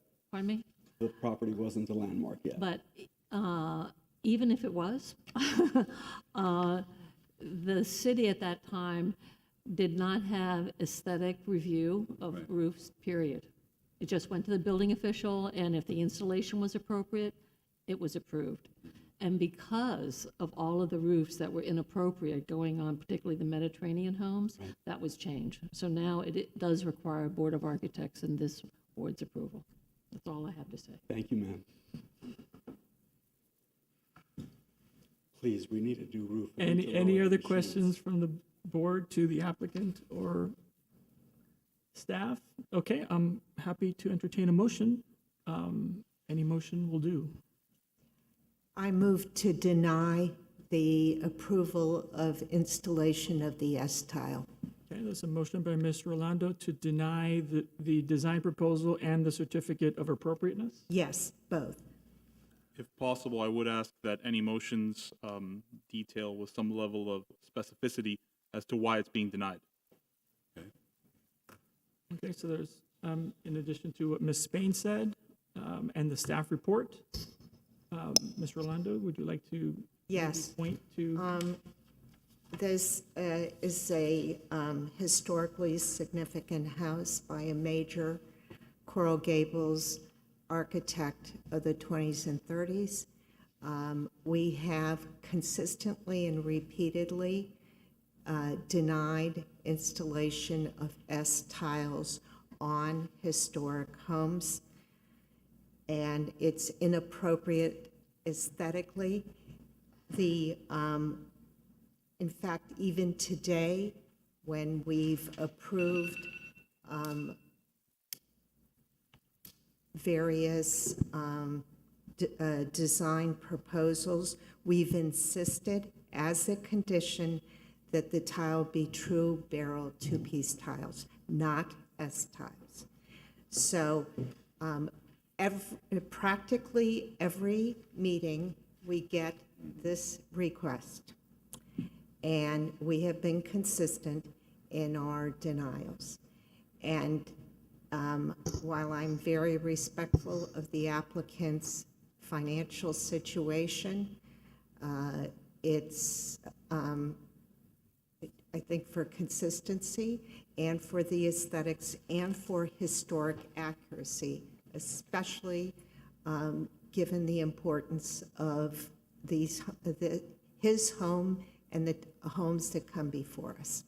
Thank you. So for those reasons, I am moving that we should deny this application, the design proposal, and the special certificate of appropriateness. Thank you. Thank you, Mr. Orlando. Is there a second? I'll second it. Seconded by Mrs. Spain. And just to confirm, I believe I heard it, but you're also adopting the staff conclusion, is that correct or no? Yes, As part of your motion? that's part of the foundation for the motion. Understood, thank you. All right, any discussion by the board? All right, let's call the roll. Ms. Ehrenhaft? Yes. Ms. Bakovic? Yes. Ms.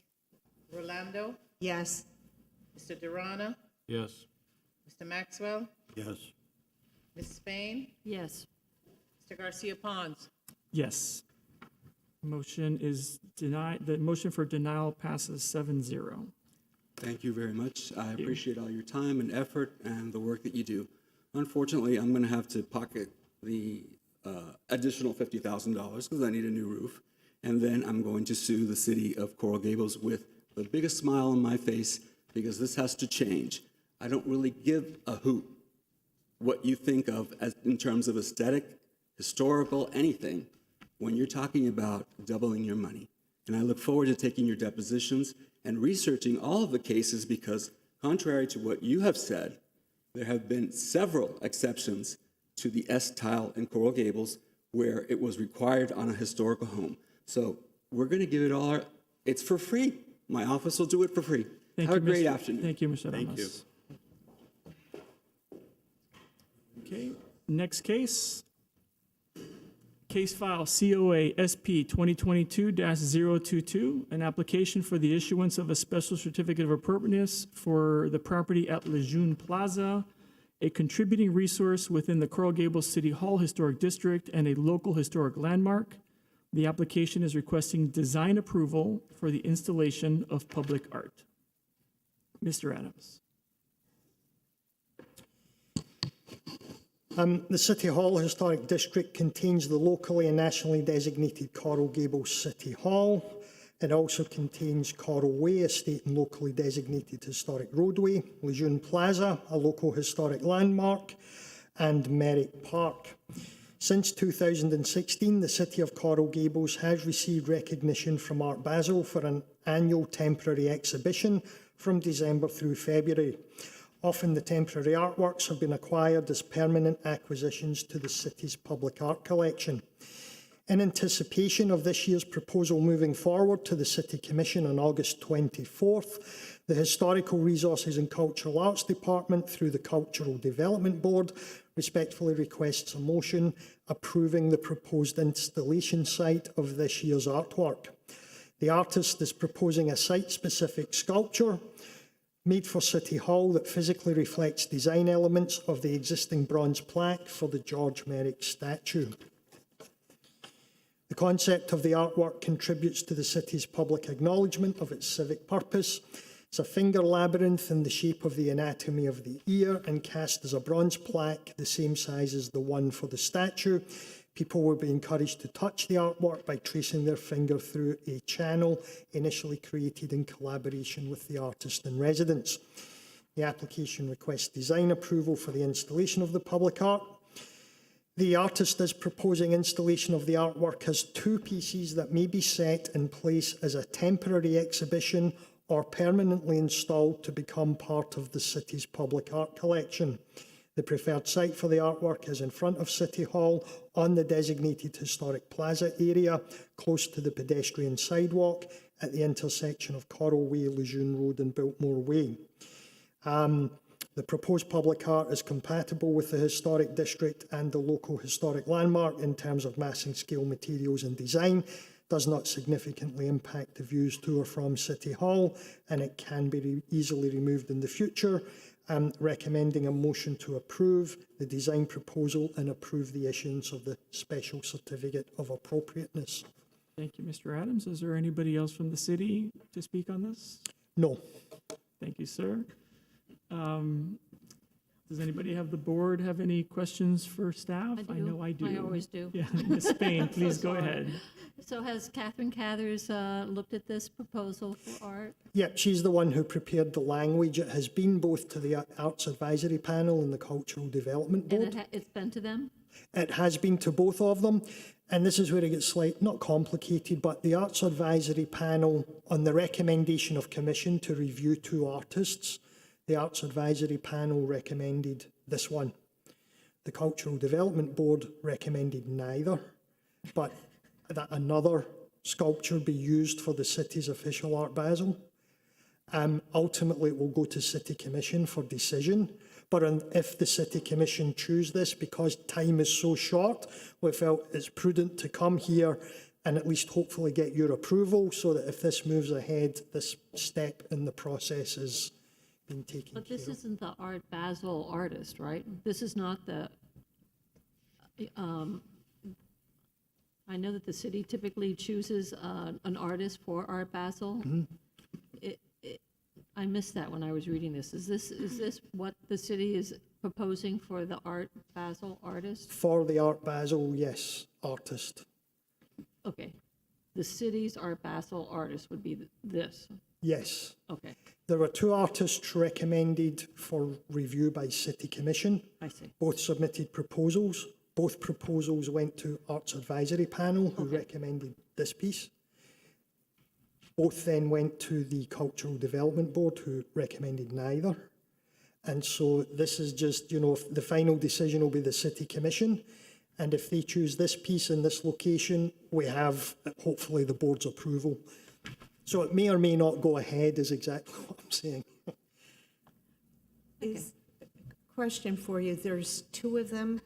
Are they each identical or is one a mirror image of the other? I believe they're mirror images of each other showing the 2 ears, yes. So it's 2 ears? Yeah. Not this, okay. And again, this is purely for approval of the location. So I have a question for staff, and I think this is, when I saw this, I'm trying to think what the vote is for the location on site, right? We're not looking at the art. We're looking at specifically what is going on site. Yes. And this is to be temporary or permanent. Potentially, yes. Then my comment for my board members is, although I think I can appreciate having it where people can touch it, right, in a very public place.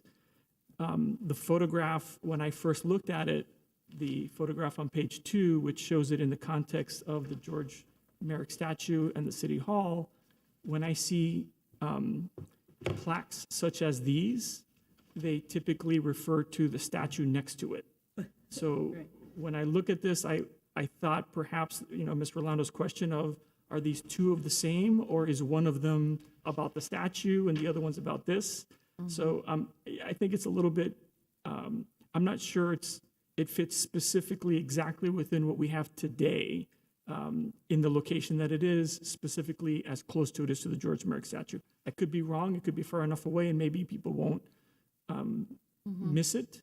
My thought was actually, I would like to see these things, and I think they'd be more impactful at the entrances into City Hall, where people, as they enter the building, and it talks about how we that serve the public should be listening to them, may be more appropriate, but I'm just sharing my opinion on this particular piece. I don't know if There anybody already else. is a plaque Close to the statue. close to the statue. Similar to this.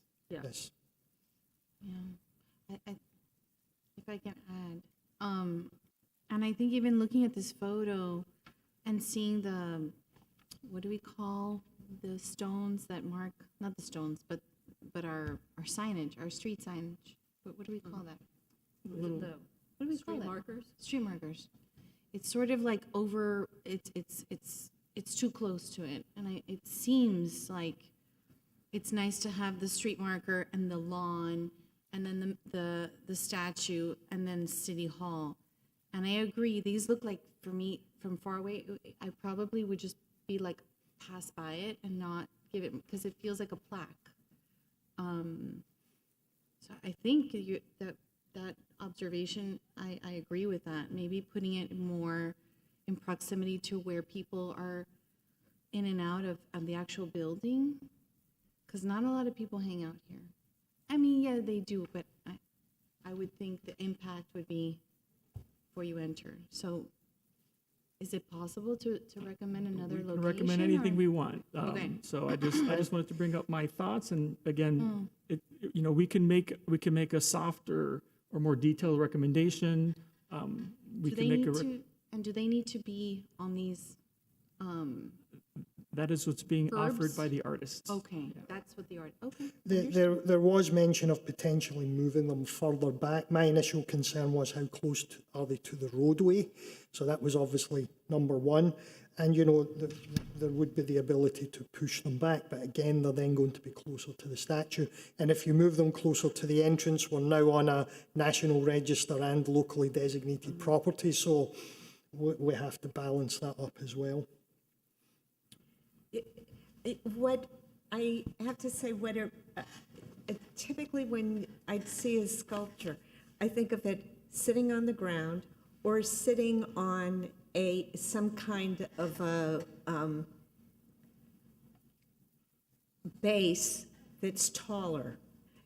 So to me, it doesn't quite read one way or the other, but I don't claim any expertise here at all, so I don't, and I don't know whether the base needs to be taller, whether it needs to disappear. I'm kind of not sure what we are being asked.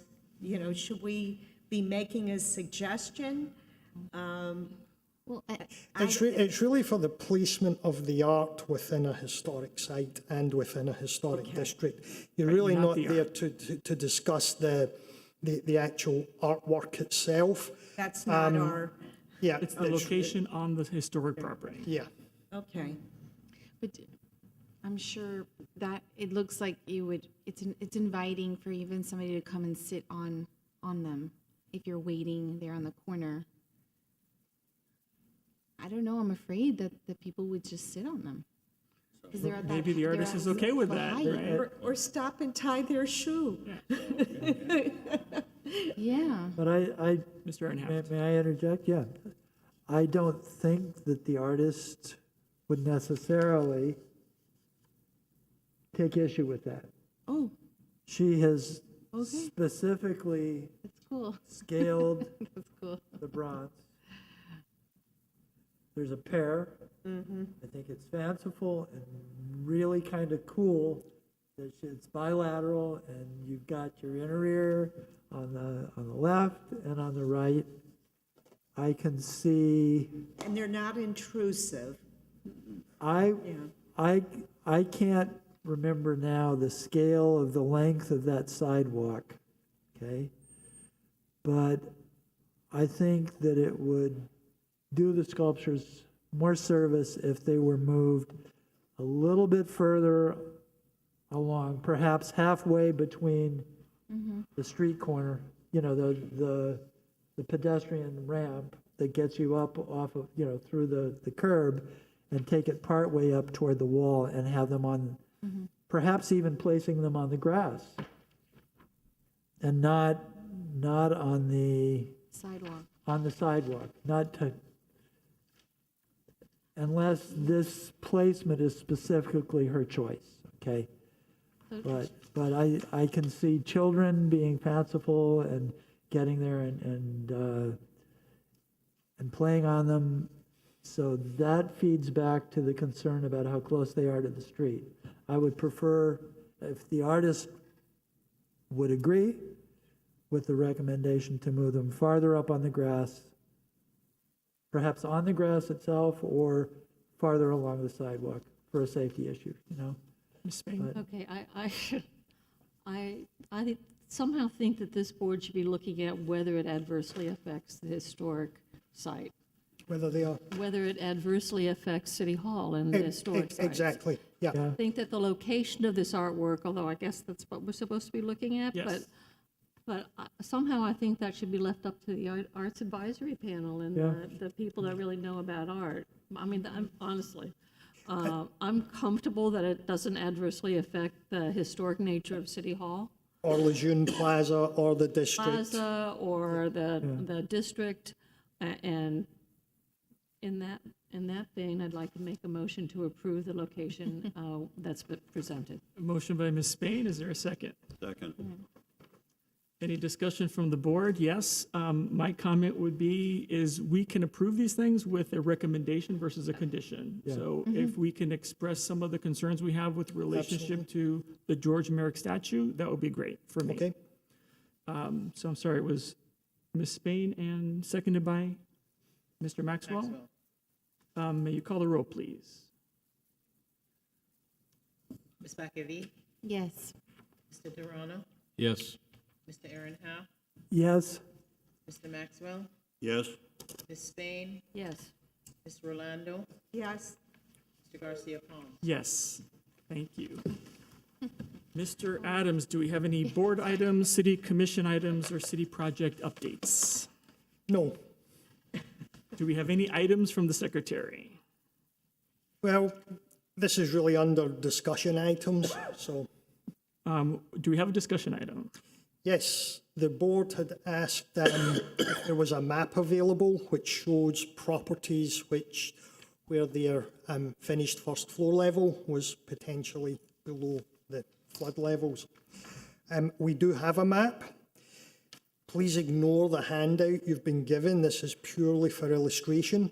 This is on the city website, and what I'm going to do tomorrow is email everyone a link to it that will allow you to zoom in and zoom out and see the properties and the street names and get an idea of properties that may be affected. So anything in yellow is potentially affected by this new ruling regarding demolitions of properties.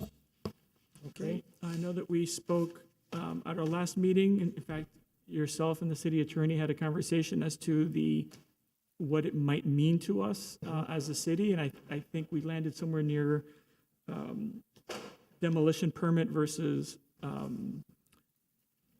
designation. Is there any sort of final word as to what we think it means for the city? So in terms of designation, there's nothing that would prevent a project from moving forward and being designated, regardless of its location with the flood zones. The only issue is if somebody is seeking a demolition and they are below the flood level and they are located within one of either the special flood areas or the moderate flood areas, there would be no way for us to prevent them getting a demolition permit issued. Now, that being said, that does not apply to any of our currently designated historic properties. That is only items that we choose to designate in the future or that we fail to designate in the future because they are demolished. Mr. Adams? Yes, I believe I had raised two initial concerns. The first one being if someone wants to do significant alterations or partial demolition, they come to us for a determination of historic significance, and we determine it's eligible for designation. We are required to move ahead with the designation process.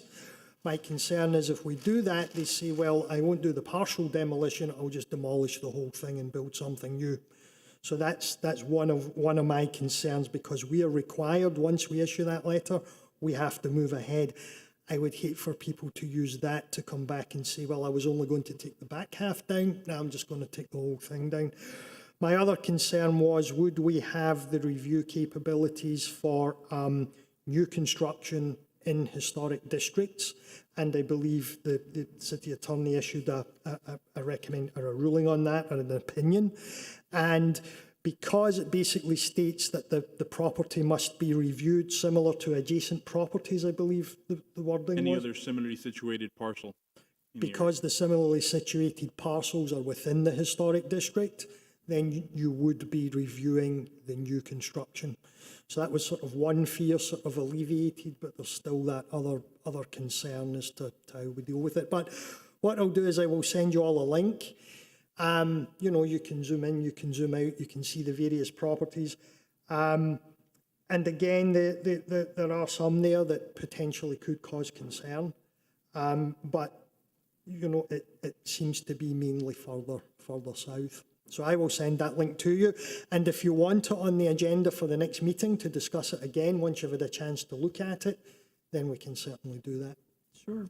Anything for staff? Mr. I wanted to ask council a question then.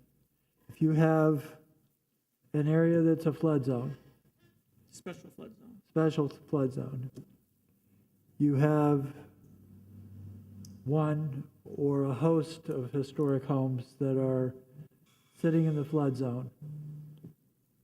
Owners decide, I'm in a flood zone, I want to demolish the structure.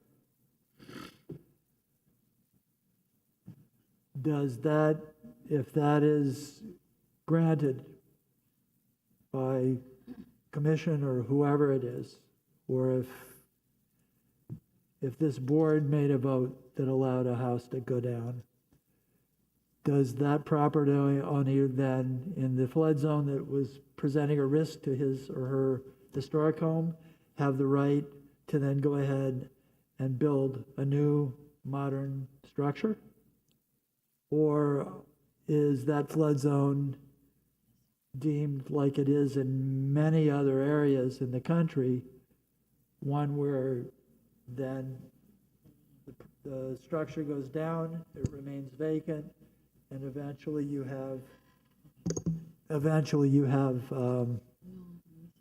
an empty floodplain? No, that's not the intent of the legislation. So the key here is that you have to be in a flood zone area, and your property needs to be below the base flood line. Right. I believe there's a technical term. I apologize if I'm not using the right language. Yeah. So even if you are a historic home that hasn't been designated, because if you are already designated, this would not apply to you. Right. Let's say you are a home that would meet the criteria for designation. You are in a flood zone, but your property is above the base flood zone. This also does not apply to you. Now, if you have a property that is in one of the flood zones, is below the base flood level, has not been designated, Right. you can move forward through demolition. You would not come to this board. It will be done through the building permit process. But again, There's no scenario where anybody would be forced to demolish a home and leave it blank. They would simply No. just need to build a new home that meets the appropriate elevation to be outside of a flood hazard area. Is that understood? okay, so there would be no, all right, you're talking about undesignated structures. If there were a designated structure, I hate to get into additional hypotheticals, but If you're many historic, designated- if it were already designated. If it's already and somebody designated, says, this I doesn't want to apply." tear it down because it's a flood zone, okay? It But would I not- want to build a new house there. This legislation That- would not apply. They would need to come to this board and request permission for demolition. Okay. Okay, And additionally, moving forward, if an owner consents to designation, yeah, they would also then be exempt in the future. Meaning, if I own a property that is that would meet the criteria, moves forward through the process, I consent to it, that property is now protected moving forward. So if I sell that house, the next person that buys it, or the fifth one, they would not be able to demolish it Right. under this current statute. yeah. Okay. I mean, okay, I understand that. I mean, it simply occurs to me that if there's an historic home and SLR conditions change, that those structures can also be elevated and protected, okay? They could, can elevate them. I saw a 5-story brick house in Chicago and it was humongous, being completely lifted and moved like 6 or 8 blocks. You know, things can be done, but I would just not want to see historic houses demolished just because somebody wants a new one and they use the flood zone as the excuse. Okay? For the city attorney, that's not. I understand. Mr. Maxwell. Mr. Adams, do you have any idea, I don't really know what the key is, I know you're going to send it, but just, do you have any idea of how many potential historic homes would fall within that? The number may be available on the website. I would need to check, but that may be available via the website. So my big concern moving forward is to try and not give people a reason to demolish, and that's what I don't like, because if something is eligible for designation and we're saying maybe we should step back from this because if we do this they may try and tear it down, it's not really a position I want to be in. But Mr. Adams, I think the map is a work in progress. Yep. I know there are many conditions that narrow down the properties that could be affected by this law. And I know it's a GIS thing, and you're gonna have to have somebody figure it out, but I would encourage staff to get it right so that people don't look at all this yellow and think every parcel here is ready to go. yeah, and that's a concern because it could be that part of the property is in that area, or it could be that the property slopes up, or it could be that the property so we don't want to scare people, but I would think this is potentially a worst case scenario. And let's be honest, a lot of these properties wouldn't even be eligible for designation at the moment anyway. So and that's why I think this map is not probably as helpful as I was hoping it would be. yeah, it's more to give you an indication of the areas that this may actually affect as opposed to the individual properties. And so far, I have not had any inquiries or applications that are taking advantage of this. Nothing's come in yet. Thank you, Mr. Adams. So I know we have another resolution that's important we want to get to, but your first concern that with this House bill that you don't think is being addressed, and that you mentioned the reasons why, specifically the potential demolition of instead of partially to wholly. Is that something that we as a board can help address with you? And maybe not today because we're doing something else, but if you want to think about it and come back next meeting, and maybe there's something that I suppose the question is should we be considering a change in process? Because if someone wants to tear down part of their house and they are required to ask for a determination of significance, and we determine it is eligible for significance and we are required to move ahead, is that then going to possibly make people say, well, I might as well just apply to demolish the whole thing? Are we going to require a change in processes or make it more flexible, or that's probably what we need to discuss. So if I could maybe ask staff to think about it and come back to us with some thoughts, I'm sure that the board would be happy to help correct any sort of inconsistencies. Okay. And then we have one more item. I know it's, I have sorry. a very quick question also. Oh, please. Having nothing to do with what you all are talking about. Okay, I just wanted to ask one question. We just is it on this discussion item? No. Anybody have a question on this it's on discussion old item? business? Okay, we're not in old business yet. Oh, we're not, okay. This isn't old business. So I'm moving on to old business. Anybody have any old business? Old business? A very quick question, Mr. Adams. At our previous meetings, we discussed a homeowner who installed S-tiles on a house that we denied an S-tile for at the intersection of Columbus and Sevilla. And you guys were looking into that? I do not have information on it. I will get it for you. Okay, yeah, we've talked about this. I will Columbus and Sevilla. What I will do is I'll look tomorrow and I'll look out the application and I will send you a copy of it. The house located at Columbus and Sevilla, I believe, came to us in April or May, and in traveling by the house, after the roof work was completed, my recollection was that we had mandated barrel tile, and the applicant installed S tile.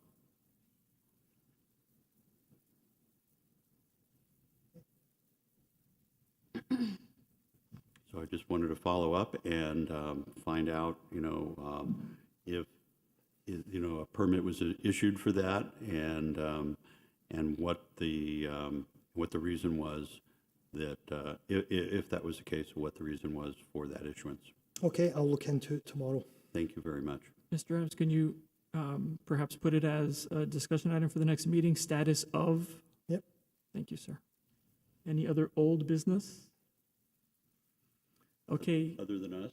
New business. There is the one resolution we had talked about earlier, but Ms. Payne, do you have something else? This is just very quick.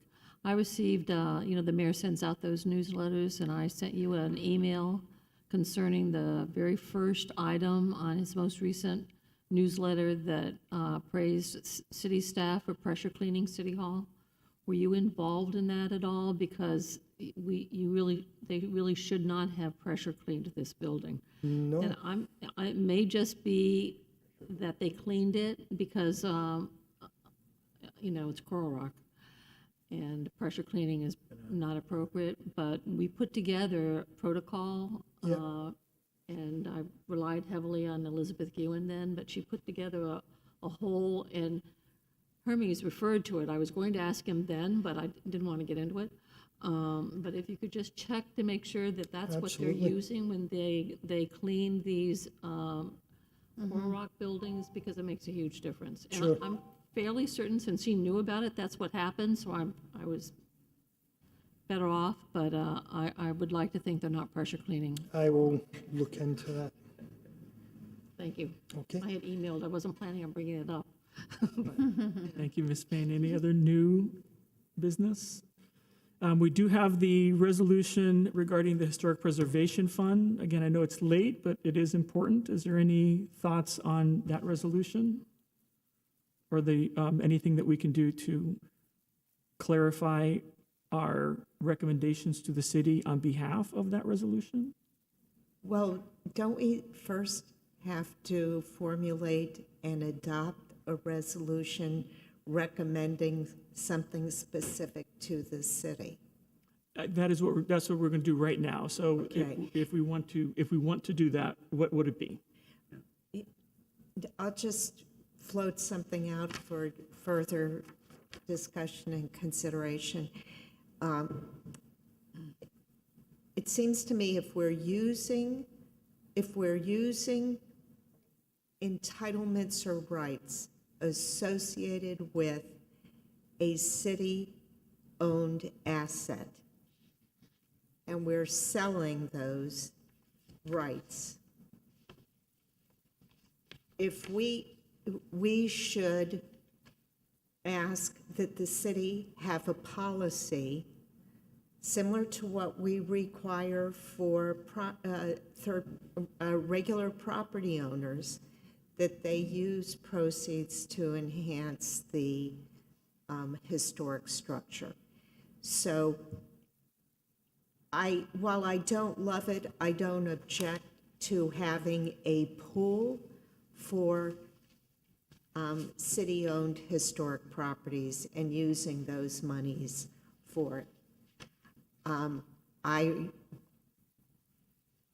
would prefer that the city maintain the buildings in good condition as a matter of course, but I also understand that there will be times for capital improvements, for major upgrades and replacements, that it would be very helpful for the city to have a pool of readily available funds.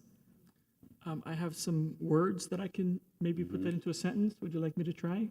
Sure. Or Mr. Durana, do you have? I just had one question. When you say a city fund, does that fund, I guess what's the word, accrue over the years? Is it invested or is it just set aside, money sits there? So there is no fund. No, I'm saying if they were, when you say put it in a Would it city be fund. interest-bearing? Okay, yeah, because I was gonna say, if now we're gonna just deplete it and then we're done, and what do we do for 30 years from now? Yeah.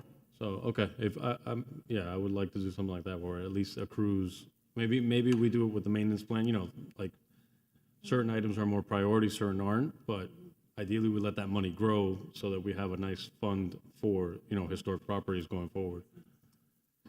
I want to clarify the first one. I think we're going to have many of them, so let's, if you don't mind, try to get them in order. Mr. City Attorney. Just to clarify, I heard a comment that currently private property owners have to earmark part of their funds, and they do not. Okay. That is correct. None That is- whatsoever. That Thank you was for that was a clarifying. discussion and a suggestion that came up, but that has not moved forward. So currently, Okay. it's not a requirement. Okay. In this city. Thank you.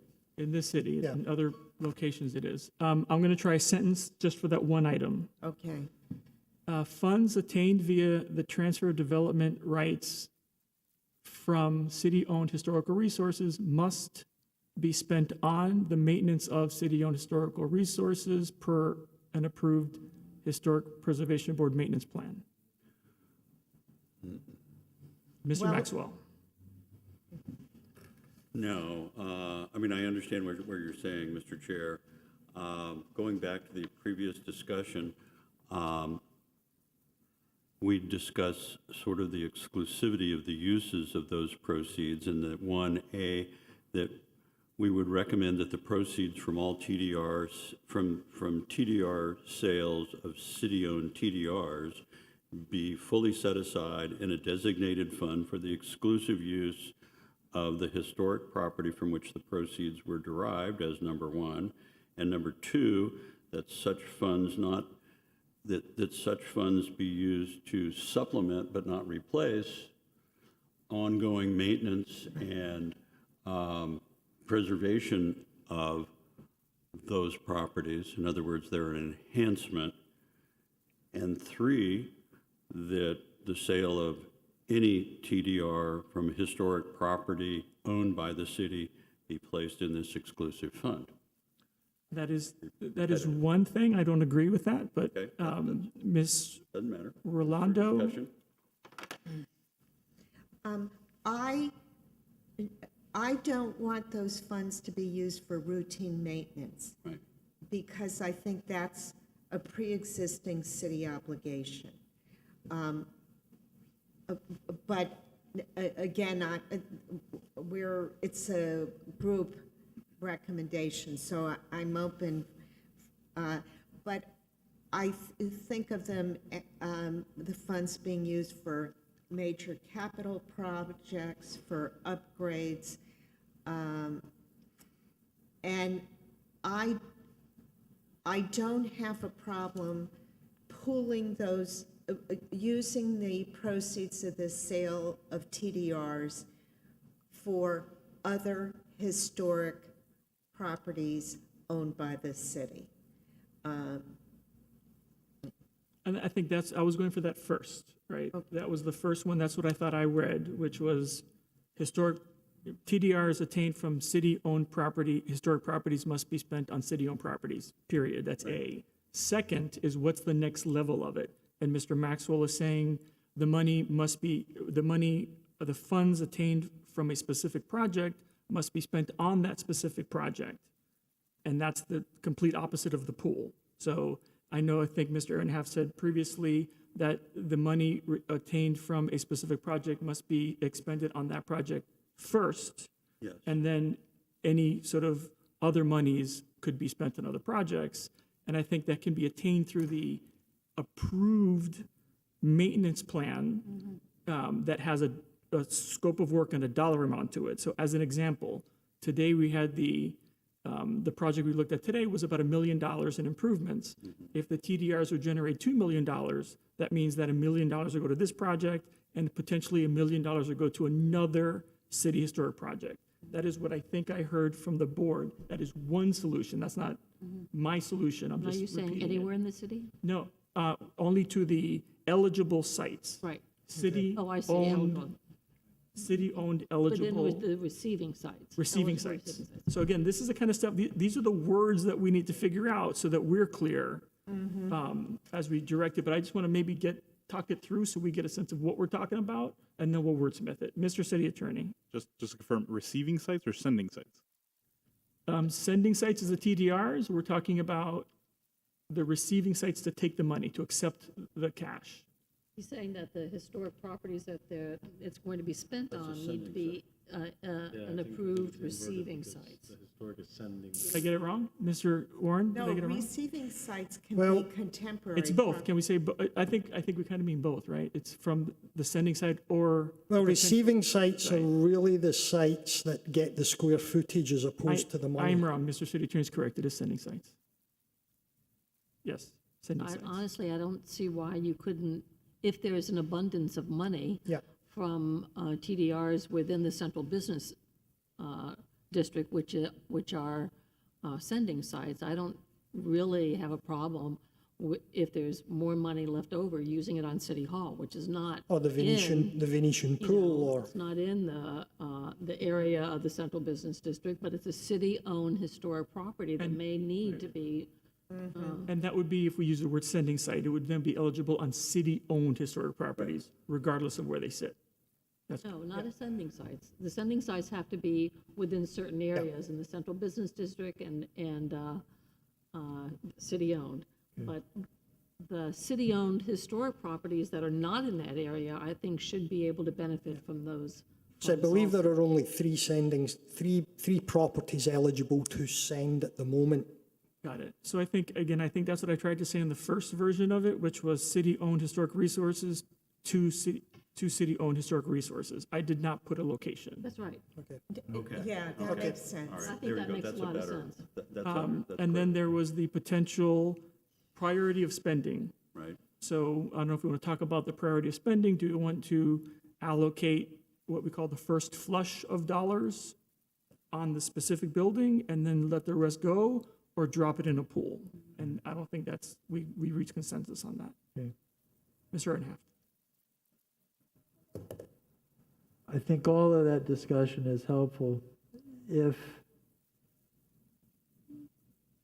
one thinks about whether you restrict the use to a particular building or make it available to all the other historically designated structures within the community, there was discussion, I think it was from you, Mr. Durana, that the thought about having funds that are residual, not being used immediately on a remediation we're plan losing you. like we had. Mr. Ehrenhaft, I'm sorry. for some reason, Go ahead. You were So if there's a thought that you get $2 million from the fire station and that structure, and $1 million of that goes into remediation that's in that plan the approved that we looked maintenance at, plan, yeah. okay? If you have another $1 million left over, I'm concerned that we need to look at whether we're recommending a protection of funds so that there's perpetual stuff available. All you need is 2 projects that cost $1 million, and then it's gone, and then there's nothing left, and then why are we discussing it? You know what I mean? All I'm saying is that maybe there needs to be consideration of a way to find a balance between the city's regular budget money and being responsible for certain base things that they need to be doing for the property, and having not the entire principal being rated, because it could disappear in a year or 2 years. So if I may, I think this gets to a question of financing for the city, Mr. Maxwell, just a second. the city has responsibilities to the maintenance of these structures. The city needs to spend money on the maintenance of these structures. This is trying to find a new additional source of funds to do this. Money is fungible, and I don't know, and I'm going to ask staff, and I don't know if we need somebody else from staff to talk about this stuff, because I don't think we're properly qualified to make that kind of a request, because I don't know if it makes any difference. And I hear Ms. Rolando said the same thing, is that it should be for new versus ongoing maintenance, but it's still a city responsibility. So I have trouble with it personally, and I think the city will have trouble with it. And I'd rather not make a recommendation that doesn't make sense.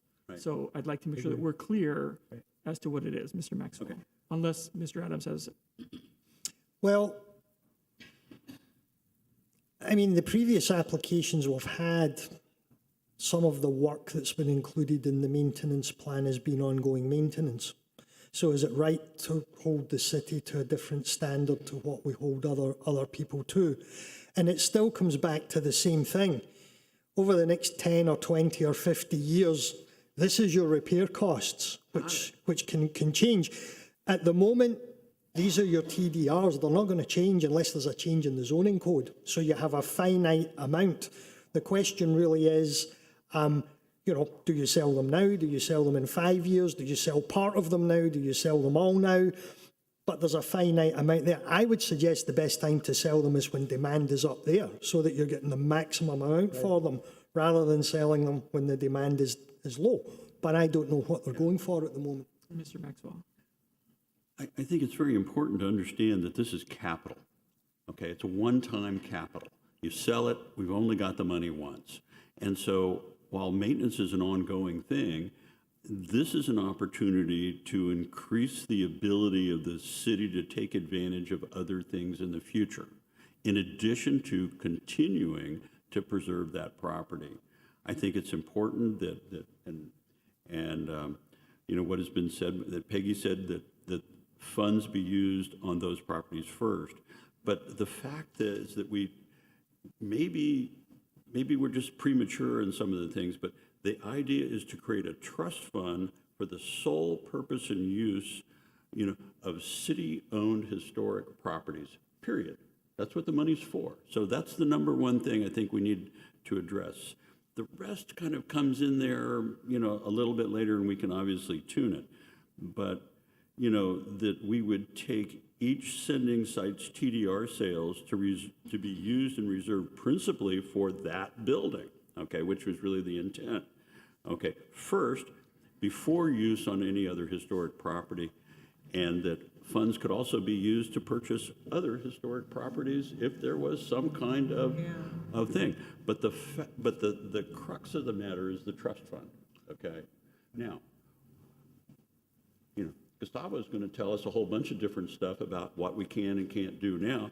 Create the trust. Maybe what we just do today is create the trust fund, and with a recommendation to create this fund with some recommendations for the commission to consider, because that's all this is a recommendation, right? But specifically, I think the number one is to create the trust fund so that any funds obtained from city-owned historical resources are spent on city-owned historical resources. That, I think, is across the board. We may be able to agree on that.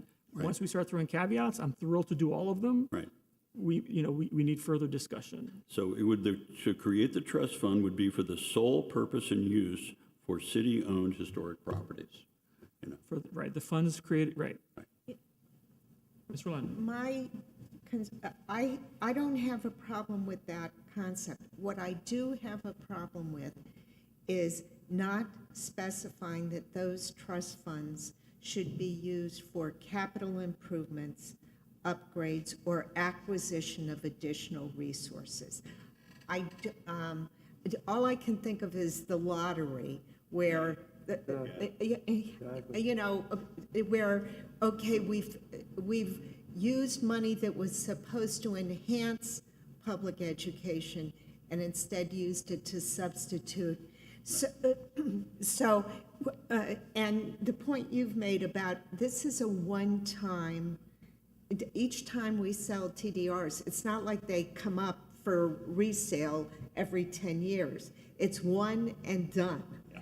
So let's, let's make sure that we have something to enhance the benefit and benefit the city. I mean, we're selling an asset that, so let's use it for the benefit of the city. But let's not back away from the city's obligation to perform ongoing routine maintenance of its resources. You have a comment, but it sounds like Mr. Ehrenhaft has I one. was just going to suggest that when prioritization of the uses of the funds is being done, is it appropriate or possible or legal for historic preservation staff to be making recommendations or filtering or making strong suggestions about this needs to be done at this structure, and then have some input on drawing the funds and using them appropriately? Ms. Bakovic has a question, but I have an answer to that, right? And I think I don't particularly agree. And the reason being is my understanding of the TDR program as it exists now for private properties is to use the money to improve and maintain the existing historic properties. So if that is the intent of the law now, why should the city be different, right? But Gustavo just told us that it's not. It's the intent. It's not a requirement.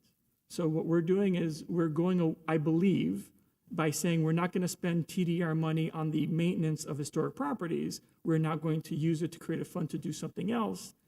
I'm not saying we shouldn't do that. I'm saying I don't believe that is the spirit of the transfer development rights intent, which is for any property owner to operate and maintain the historic structure, regardless of whether there was other money, because the private property owner also has a responsibility to do the maintenance of their property. And the TDRs, in our opinion and for the intent, is to supplement that, whether it's replacing the roofs or whatever else it is. So I think there's two views on it. I know I have mine. It sounds like you have yours, but let's have the conversation. I guess in that, when you bring that up, that makes sense, because then it's. We can't, I guess it's in no, keeping. try again. Hello? Yeah. I guess it's in keeping with what you just mentioned, what the TDRs are requiring or we would like for them to do, because it's not required right now, right? It is not. It's in the spirit of what we were trying to pass earlier. But the question is, we're trying to manage this money. It's like we're money managers, and I think what you brought up is super important, because what happens when we get $2 million and when we spend $1 million of it, we only have $1 million left? It would be a lot more beneficial if maybe we preserve that for some time, invest it there. You're gonna get a lot more if you invest. I'm just saying 2 versus 1. I just think you have to have a body that's managing this with a different eyes. It's not the yearly budget that the city's getting that's going to be, feeding the maintenance of buildings. This is a special thing.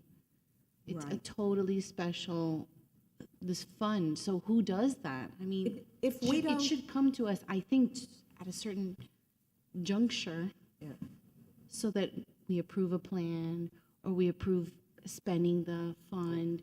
I mean, there has to be If I can, I forgot to end my thought that Mr. Ehrenhaft is, this is all per an approved HPB maintenance plan. So we, the board, already are approving the maintenance plans for the city-owned structures. So this fund should only be spent on the approved maintenance plan that we've already approved, which lists those things. So whether it costs $1 million or $2 million, we've already decided, we've already voted on what it should be spent on. but we're talking about the excess. But Right? we No, aren't yet. But Cesar, right now, there's no constraints And there may be a philosophical question whether there should be any at all.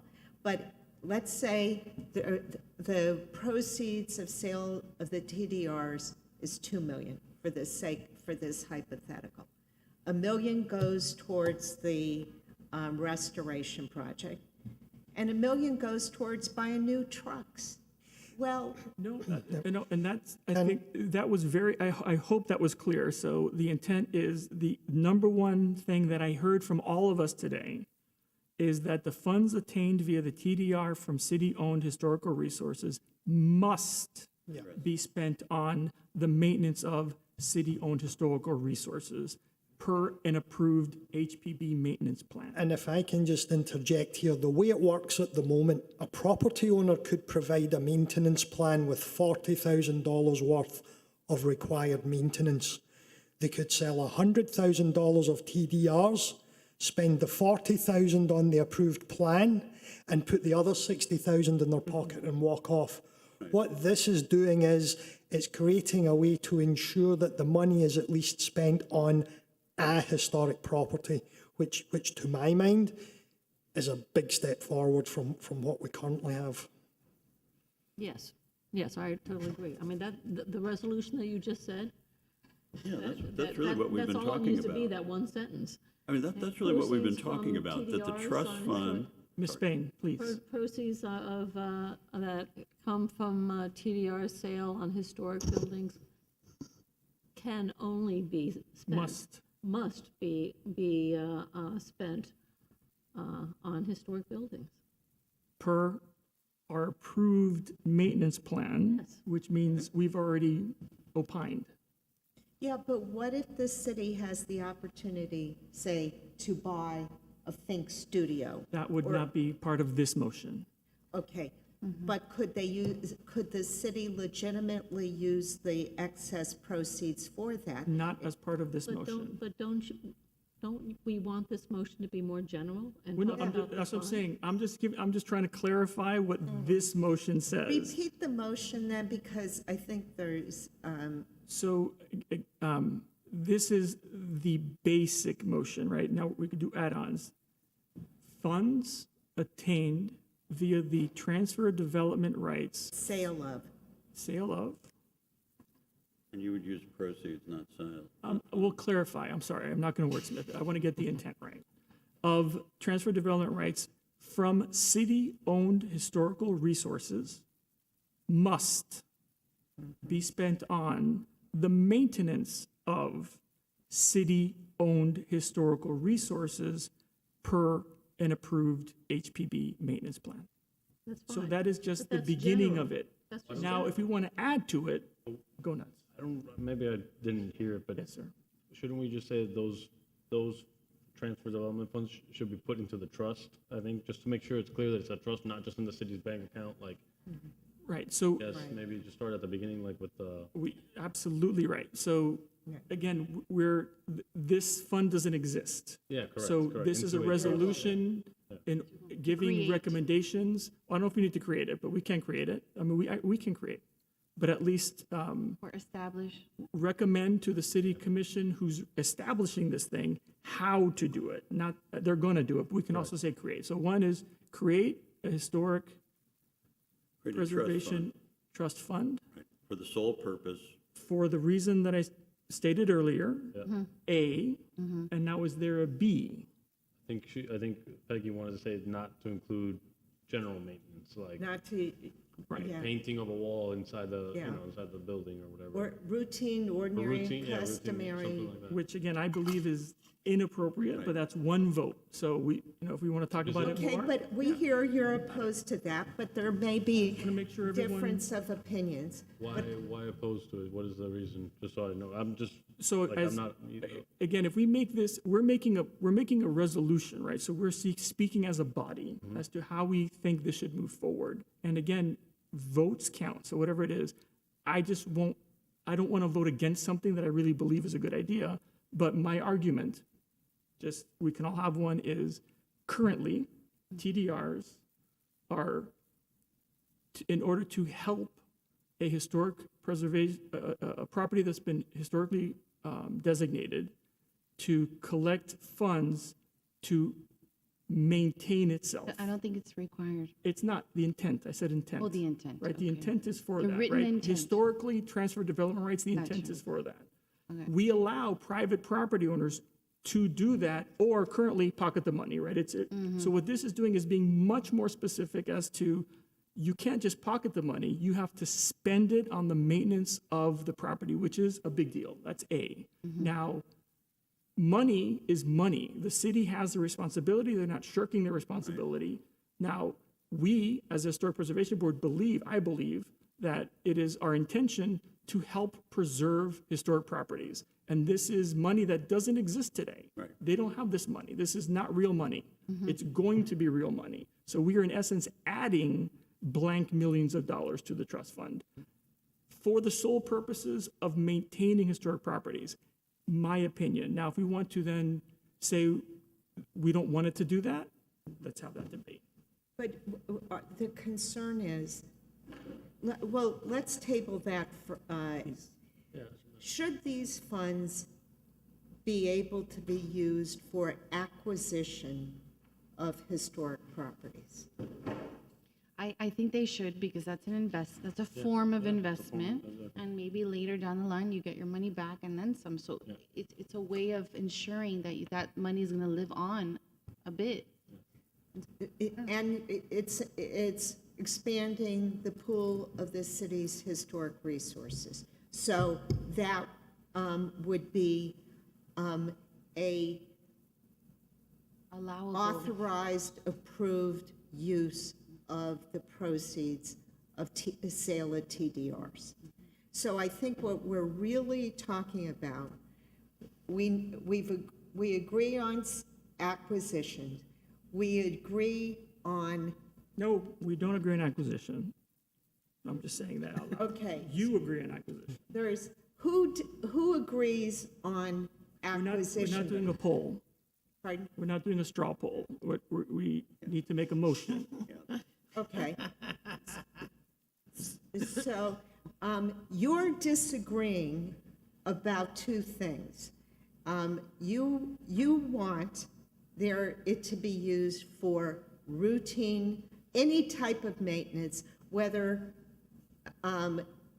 you have said maintenance, any type of maintenance that has been in the approved maintenance plan. On city-owned historical resources, yes, ma'am.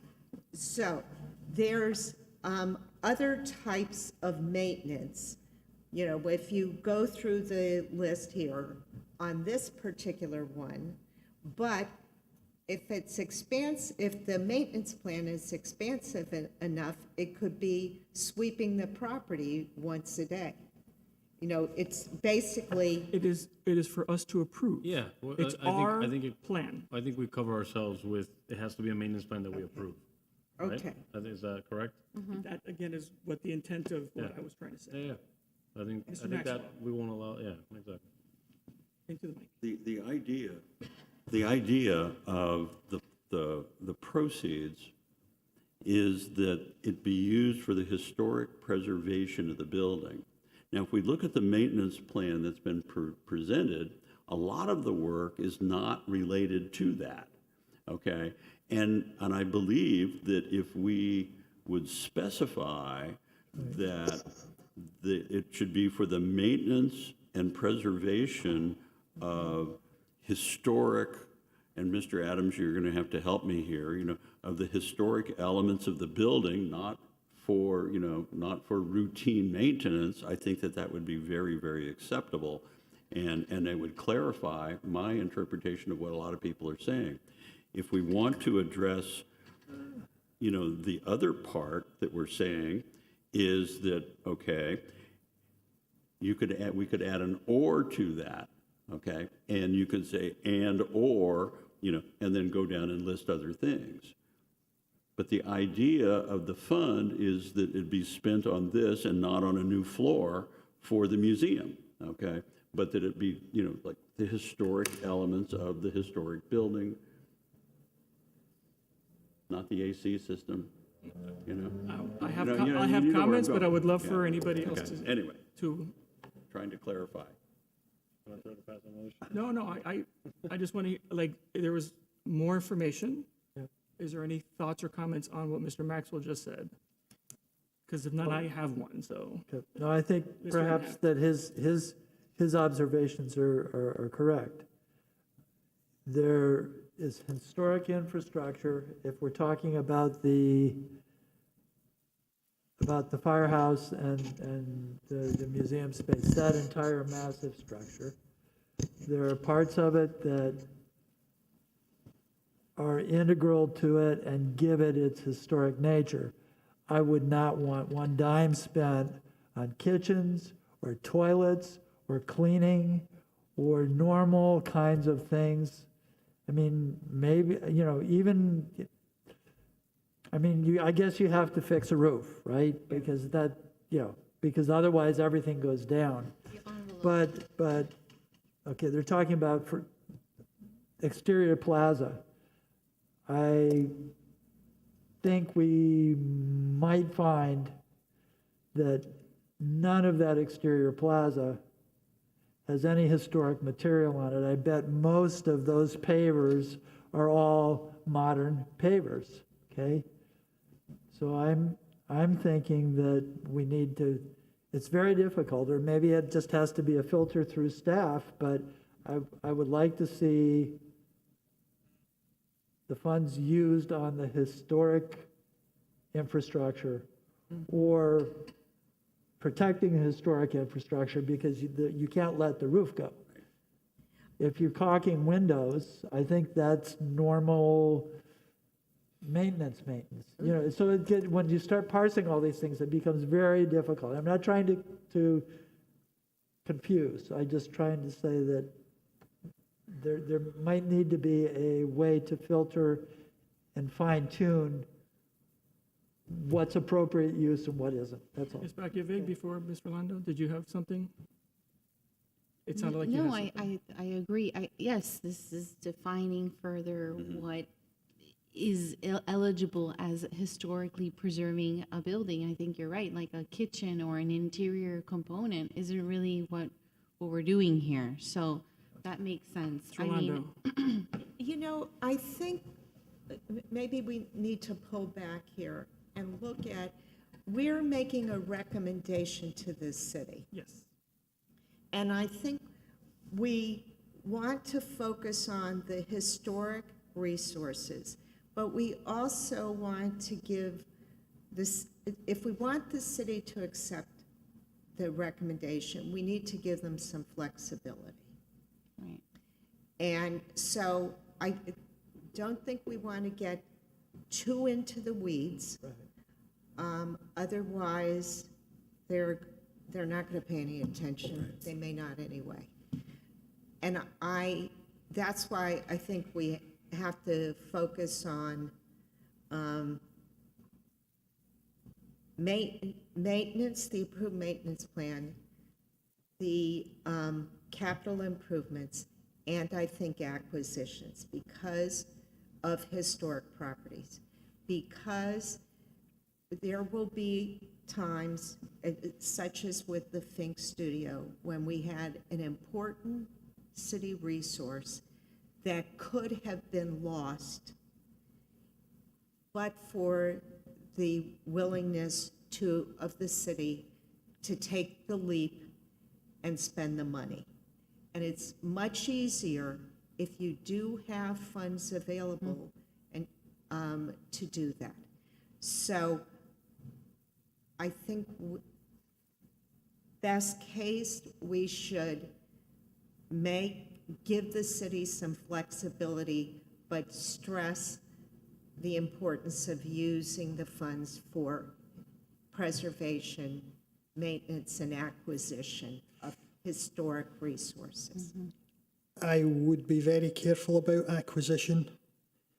I've seen it in the past, specifically with building preservation trusts, who are offered properties for good prices. We'll take that one, we'll take that one, and we'll take that one. And they end up, they've depleted their funds, and they have more expenses for upkeep. That's true. So I would be very, very careful about overstretching when things that seem to be a good deal land on your plate. So to go out and spend $6 million, which is nothing, on a building in downtown Coral Gables, to give yourself more maintenance expenses while depleting the fund for Well, the. also, you're so- taking, you're taking assets off the tax rolls. But I don't think we're talking a huge amount here, and I don't think it's a huge risk here.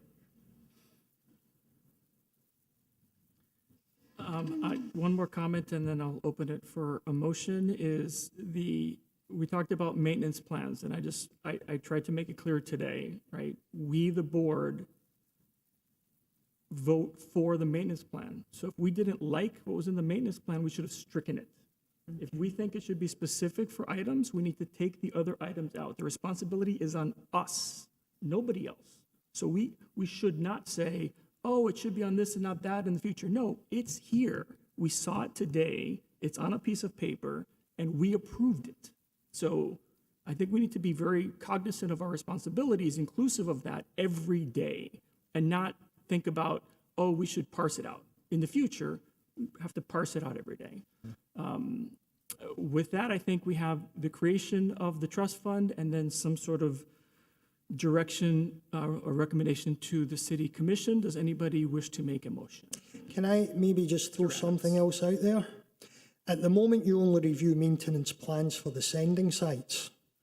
Would you maybe want the ability to review a maintenance plan for the site that's receiving the money? Would you maybe want the ability to recommend that you review the maintenance plan for the site that is receiving the money? So again, the language that I tried to write was per an approved Historic Preservation Board maintenance plan, regardless of sending or receiving. Got it. So I'm trying to be as general as I can and require that the money be spent the way that I think we want to spend it, but I will let the motion ride. Mr. Chair, would you be so kind as to sort of read back what it is you think you have as a resolution at this time? I don't have a resolution on the chair, so I'm just going I to mean, or read what I have been reading in the what past. the proposal is at this time, just so that we're clear? To create a historic preservation trust fund, and that the fund, that any funds attained via the sale of TDRs from city-owned historical resources must be spent on the maintenance of city-owned historical resources per an approved Historic Preservation Board maintenance plan. That is the general version. We've talked about a lot more than that. I will leave that as that. That's what I have been reading. That is not the motion or what is being recommended. I'm good with that. I'm good with if we. That somebody has to make a motion. Well, they can do that. Huh? They can move. I can't. He can't So make They can move, or alternatively, you can pass the gavel and make the motion yourself.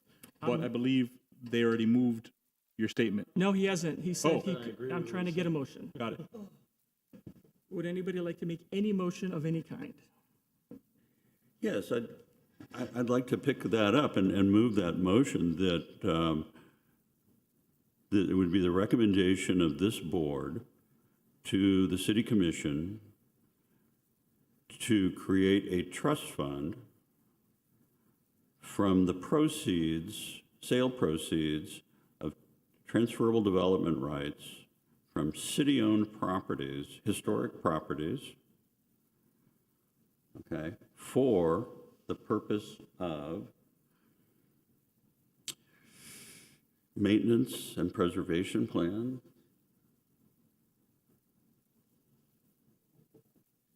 Just maintenance and for the city-owned, for city-owned properties, Historic properties for city-owned historic properties, per an approved per an HPB approved maintenance plan.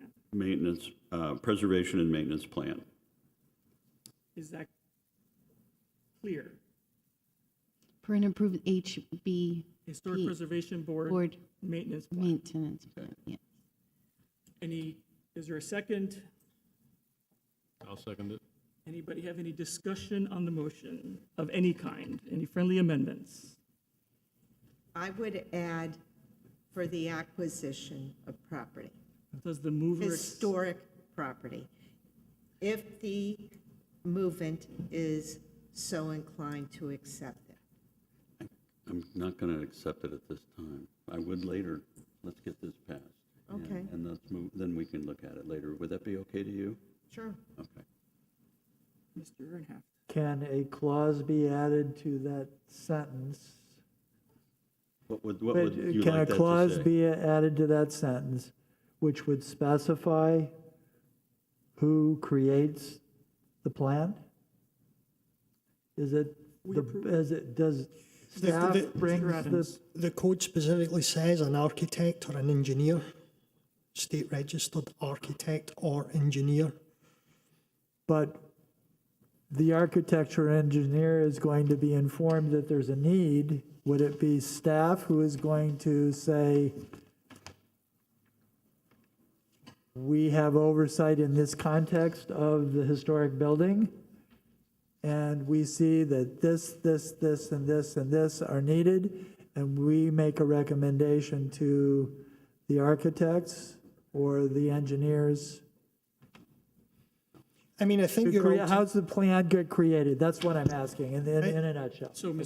Mr. Adams, how can you go through the process of the operations and maintenance plan, how it gets to us? You almost said it. Who prepares it? Why? Well, the code reads an architect or an engineer prepares the maintenance plan, and they submit it to us for review, and we bring the maintenance plan to you for approval.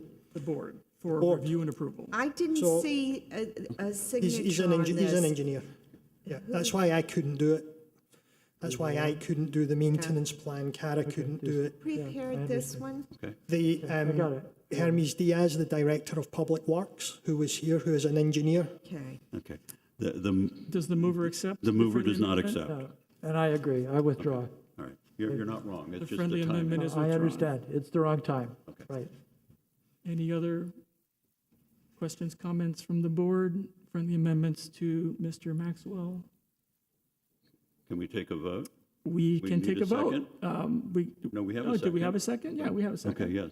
Okay. Who So we have seconded? Mr. Mr. Durana?